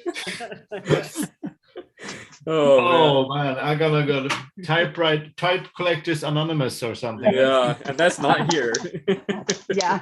This is the We're enabling enablers group. here. Yeah. Yeah. And I used to collect DVDs back in the. I was a real film nut, and still am a big film nut. But that kind of craving isn't any close to this one, because I was looking for a special edition of a movie or something, or a box, and I got it. And oh, fine. But this one is, oh, I gotta have this. I gotta have this. So it never ends. You just have to have I want the needle in the haystack that there's about this many out there. Yeah. Yeah. You don't want that. Trust me. I have that. Okay. Speaking of craving, I for some reason Shop Goodwill is not will not come up. I just get an error message on my computer, and it's like finding out that your drug dealer moved or something. I mean, not that I have a drug dealer, but like it's just that feeling of like, but how? I mean, because I get a fix just from like scanning them and like bidding low on them just to feel like I'm bidding on them, whether knowing I'm not going to get them and stuff. So not even getting to, I'm not going to go to eBay. I don't like eBay. I'm going to get Shop Goodwill and go, oh, I could throw $5 at that thing. And in a week I won't get it. So Yeah. I really had a problem. I'm like, Shop Goodwill. I know May has had some luck doing lowball offers and winning them. So yeah. Well, I just pick like 5 or 10 that I like and just put $40 on them, and whichever ones win. Of course, that can come with a risk, because there was that one. Remember, 8 Royal Quiet Deluxes. Yes, I bid $40 on all of them. Well, I'm sorry, 7. I already had one, and so I bid $40 on 7, and I won every one of them. Yeah, I put that as a cautionary tale in my mind when I'm doing my biddings. I'm like, don't do that. No, just limit yourself to like 3, 4, 5, not 10, like I did. Oh man, that's funny. But they all are great though, and my defense, they all work well. They just needed to be cleaned. Yeah. So if I ever decide to sell typewriters, I'll be the Royal Quiet Deluxe expert, from the 1950s anyway. If you ever decide to sell them, let me know. Yeah. There you they're go. all brown. The thing is they're all the gray and brown ones, so they're not as highly sought after. Even though they work exactly the same as the turquoise. Yeah, that's my first. red. It's one of those like grayish brown ones from 53. And that's the love. Like, oh my God, this is an amazing machine. How did I not know about this? I watched Care forever and it didn't now I know. Now I'm gonna be Care. I think the gray and brown ones work better than those turquoise ones. I think the colored ones, that they sacrifice some quality there. I find those to be very clunky and not that fun. So you can have your color. Plus, I find it kind of distracting to be typing on a machine that color. It's like, well, I've noticed, Toronto Typewriter has a few of the different colors, and he lets me, I just play with them, right? Test type. And each one has its own jankiness. I'm like, no. And none of them feel like my 53 beige brown. I'm like, no, I'll just keep mine. I don't need this color. Yeah. You guys are making me want to bust out my Royal Quiet Deluxes now. Yeah. I actually haven't used them in quite a while. You're missing out. It's great. Yeah. Yeah. Well, I can't talk. I got electric typewriter fever now. it was the Quiet Deluxes that taught me that you have to type at a steady pace rather than you have to be snappy. So because I got all kinds of the skipping issues and stuff like that, and then I realized if you slow down just a touch and go at a steady pace, then you won't have nearly as much. So. It's not you, it's me. Yeah. Exactly. Yeah. And I think I have that on my Futuras as well. I guess it's just a Royal thing. So Didn't you say that's your wife's favorite typewriter? Or is it the Royal Futura is your wife's favorite typewriter? Or one of her favorites? I remember, maybe I'm thinking of someone. Oh no, I'm thinking of Bill Guthrie. His wife really likes the Royals and he doesn't, but she types perfectly on them, whereas he has trouble. Yeah. So it's typing styles make a difference, I guess. Oh yeah. Yeah, definitely. Mhm. And sometimes my thinking goes at varying levels as I'm typing. So I think that makes me have a tendency to not type at an even pace. So unless I really know what I want to say, if I really know what I want to say, I could do it Go very faster. Yeah. no problems. But yeah, sometimes sometimes you have to think about what you're going to type. Yeah, hopefully. I know, right? Yeah. And There- now, go ahead. There is such a thing as a sticky carriage. Like my QDL over here that is, I noticed it was skipping and I was like, oh, but I pride myself on being one of those people that the Royals don't skip on. Right? And I'm like, I remember now about this machine that I haven't cleaned the carriage and I'm 90% sure that's what that is. So Yeah. not always. That is true. I have had some that skipped so much I knew it couldn't be me. So I was like, okay, that's not me. I watch for a pattern. Is it the same letter every time, or is it, because yes, think horses, not zebras, but every once in a while it's the zebra. I know Joe had a video where he was I forget which typewriter it was, but he basically did a deep dive into the machine, really trying to nail down what was going on. And so he talked about, looking for where it's skipping, like what letters it skips after and all that. So, or sometimes like, is it after every time you hit shift? Like sometimes there's a combination, like, yeah. Exactly. Yeah. Because I finished my typing. Oh yeah. Go ahead. Okay. Well, this is dated December 25th, 1989. Oh, wow. Dear Santa, never mind that I was a good girl this year. You punished me for the one thing that I did bad.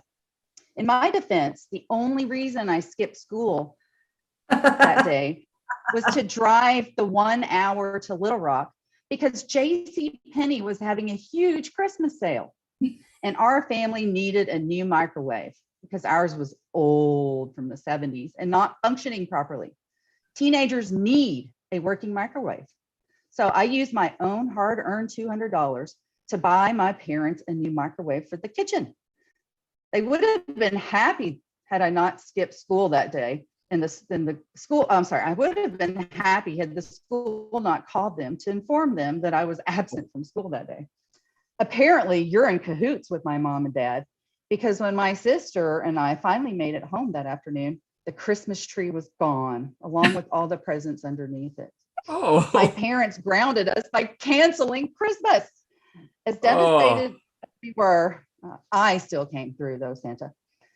That morning, I set the microwave in the living room and wrapped it in a tablecloth. As hard as my parents tried, they couldn't help but feel a little guilty for the thoughtful gift. Even though you fell through, Santa, I saved Christmas this year. Oh. Oh. True Wow. story, true story. 17 years old, skipped school so I could buy a new microwave. My school, I was so good that my school office would believe me over my parents. If I said I had permission, it's like, she has permission, we know that. Oh, that's Your grandma just forgot. She for sure has permission. Yeah. Oh, I do want to mention, so in January, we're going to start a new thing. I'm going to be giving out the stickers again. Nice. But it's for posting your typing prompt in the gallery on typepals.com. Black matter. So take a picture of this and then post it, and we might win a sticker. Yeah. Well, if you post, you will get a sticker. So. Oh, okay. Yeah. It's a prize. It's a carrot, not a whip. Yeah. Yeah. Oh I yeah. do. I need to get better at posts. I type a lot. I just don't post. I want to do one type page, all those things, but just I It- get a little lazy. Admittedly, my post on one type page was kind of a cheat because it was the typing prompt. Well, there's nothing saying you can't do that. you know. Yeah. Yeah. The sticker, the Yay, same- there's a sticker. Yeah, the logo. It's cute. Yeah. Like I only have one, so I don't want to put it on anything because then I Oh. don't have the nice sticker. So I need a second one. So I can Now put it you know on. how to earn one. Post Yeah. it. Post it. Yeah. So you could type something. There's You the can post it on your keychain. own blog. Yeah. You could post it on one type page. You could post it to Yeah, Type cross Pals. post.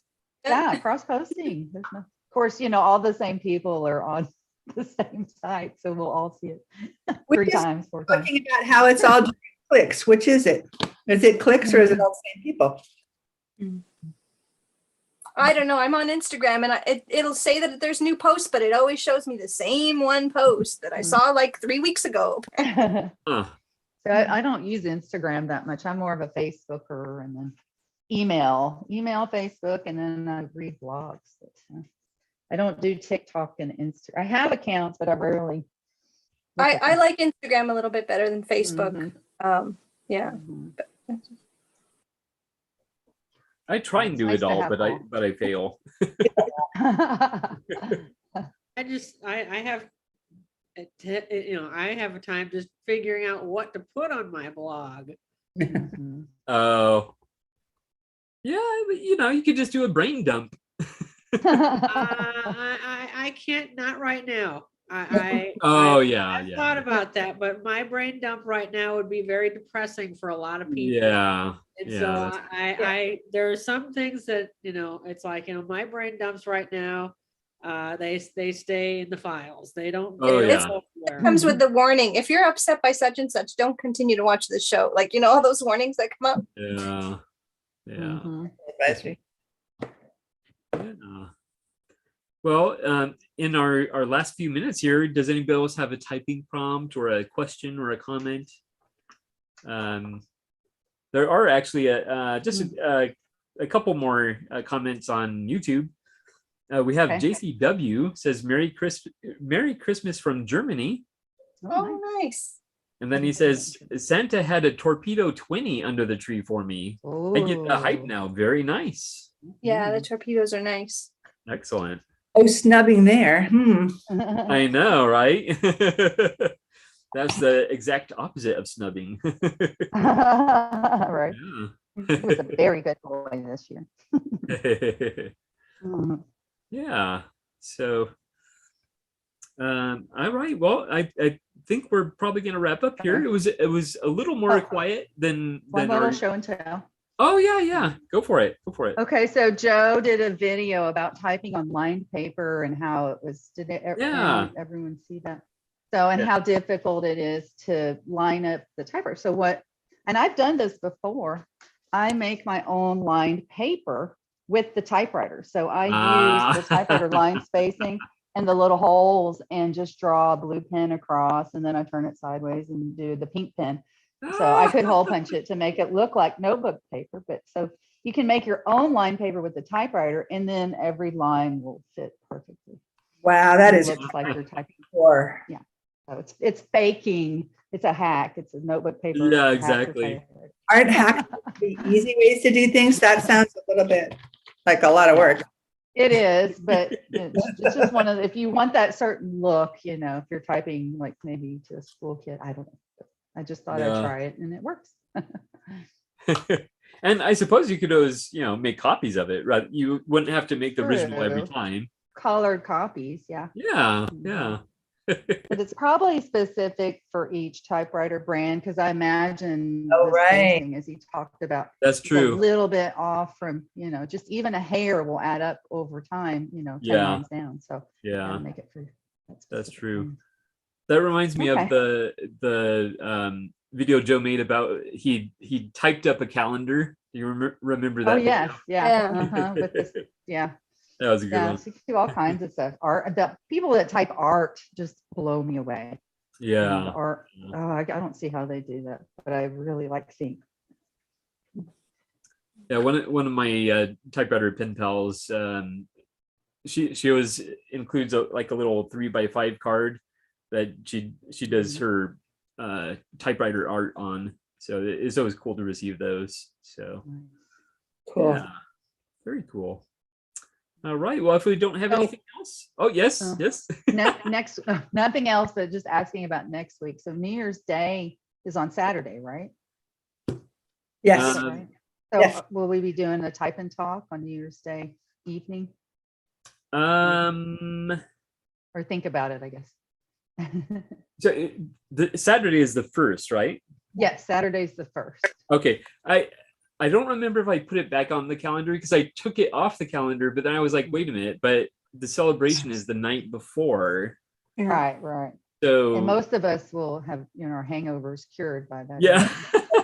Well, if it isn't already back on there, I am going to put it back on. So there will be a type and talk next Saturday, and there will be a Typewriter Club Live next Sunday. So Right, yes, on the second. Okay. we're back to business as usual. Gotta watch the Winter Classic on January 1st. Oh yeah. Excellent. I hope we win, but we'll see. Yeah. Yeah. Uh-oh, here comes a cat. Oh, cat butt. Next week I'll have 4-colored ribbon to show off if all goes well. Excellent. We'll keep our fingers crossed for you. Mhm. All right. Thank Well, you, thank Gregory. Always a pleasure. Always you. fun Yes. talking to Yes. all these We will see typewriters. you again next week. See you next year. Yeah, next year. Yeah, right. next year. Yes. Right. See you next Yeah. year. All right. Thank you so much, everybody. All right. Have a good one. Thank you too, Greg. Bye. Bye, everyone. Bye. See you later. Until next time. Bye. Bye.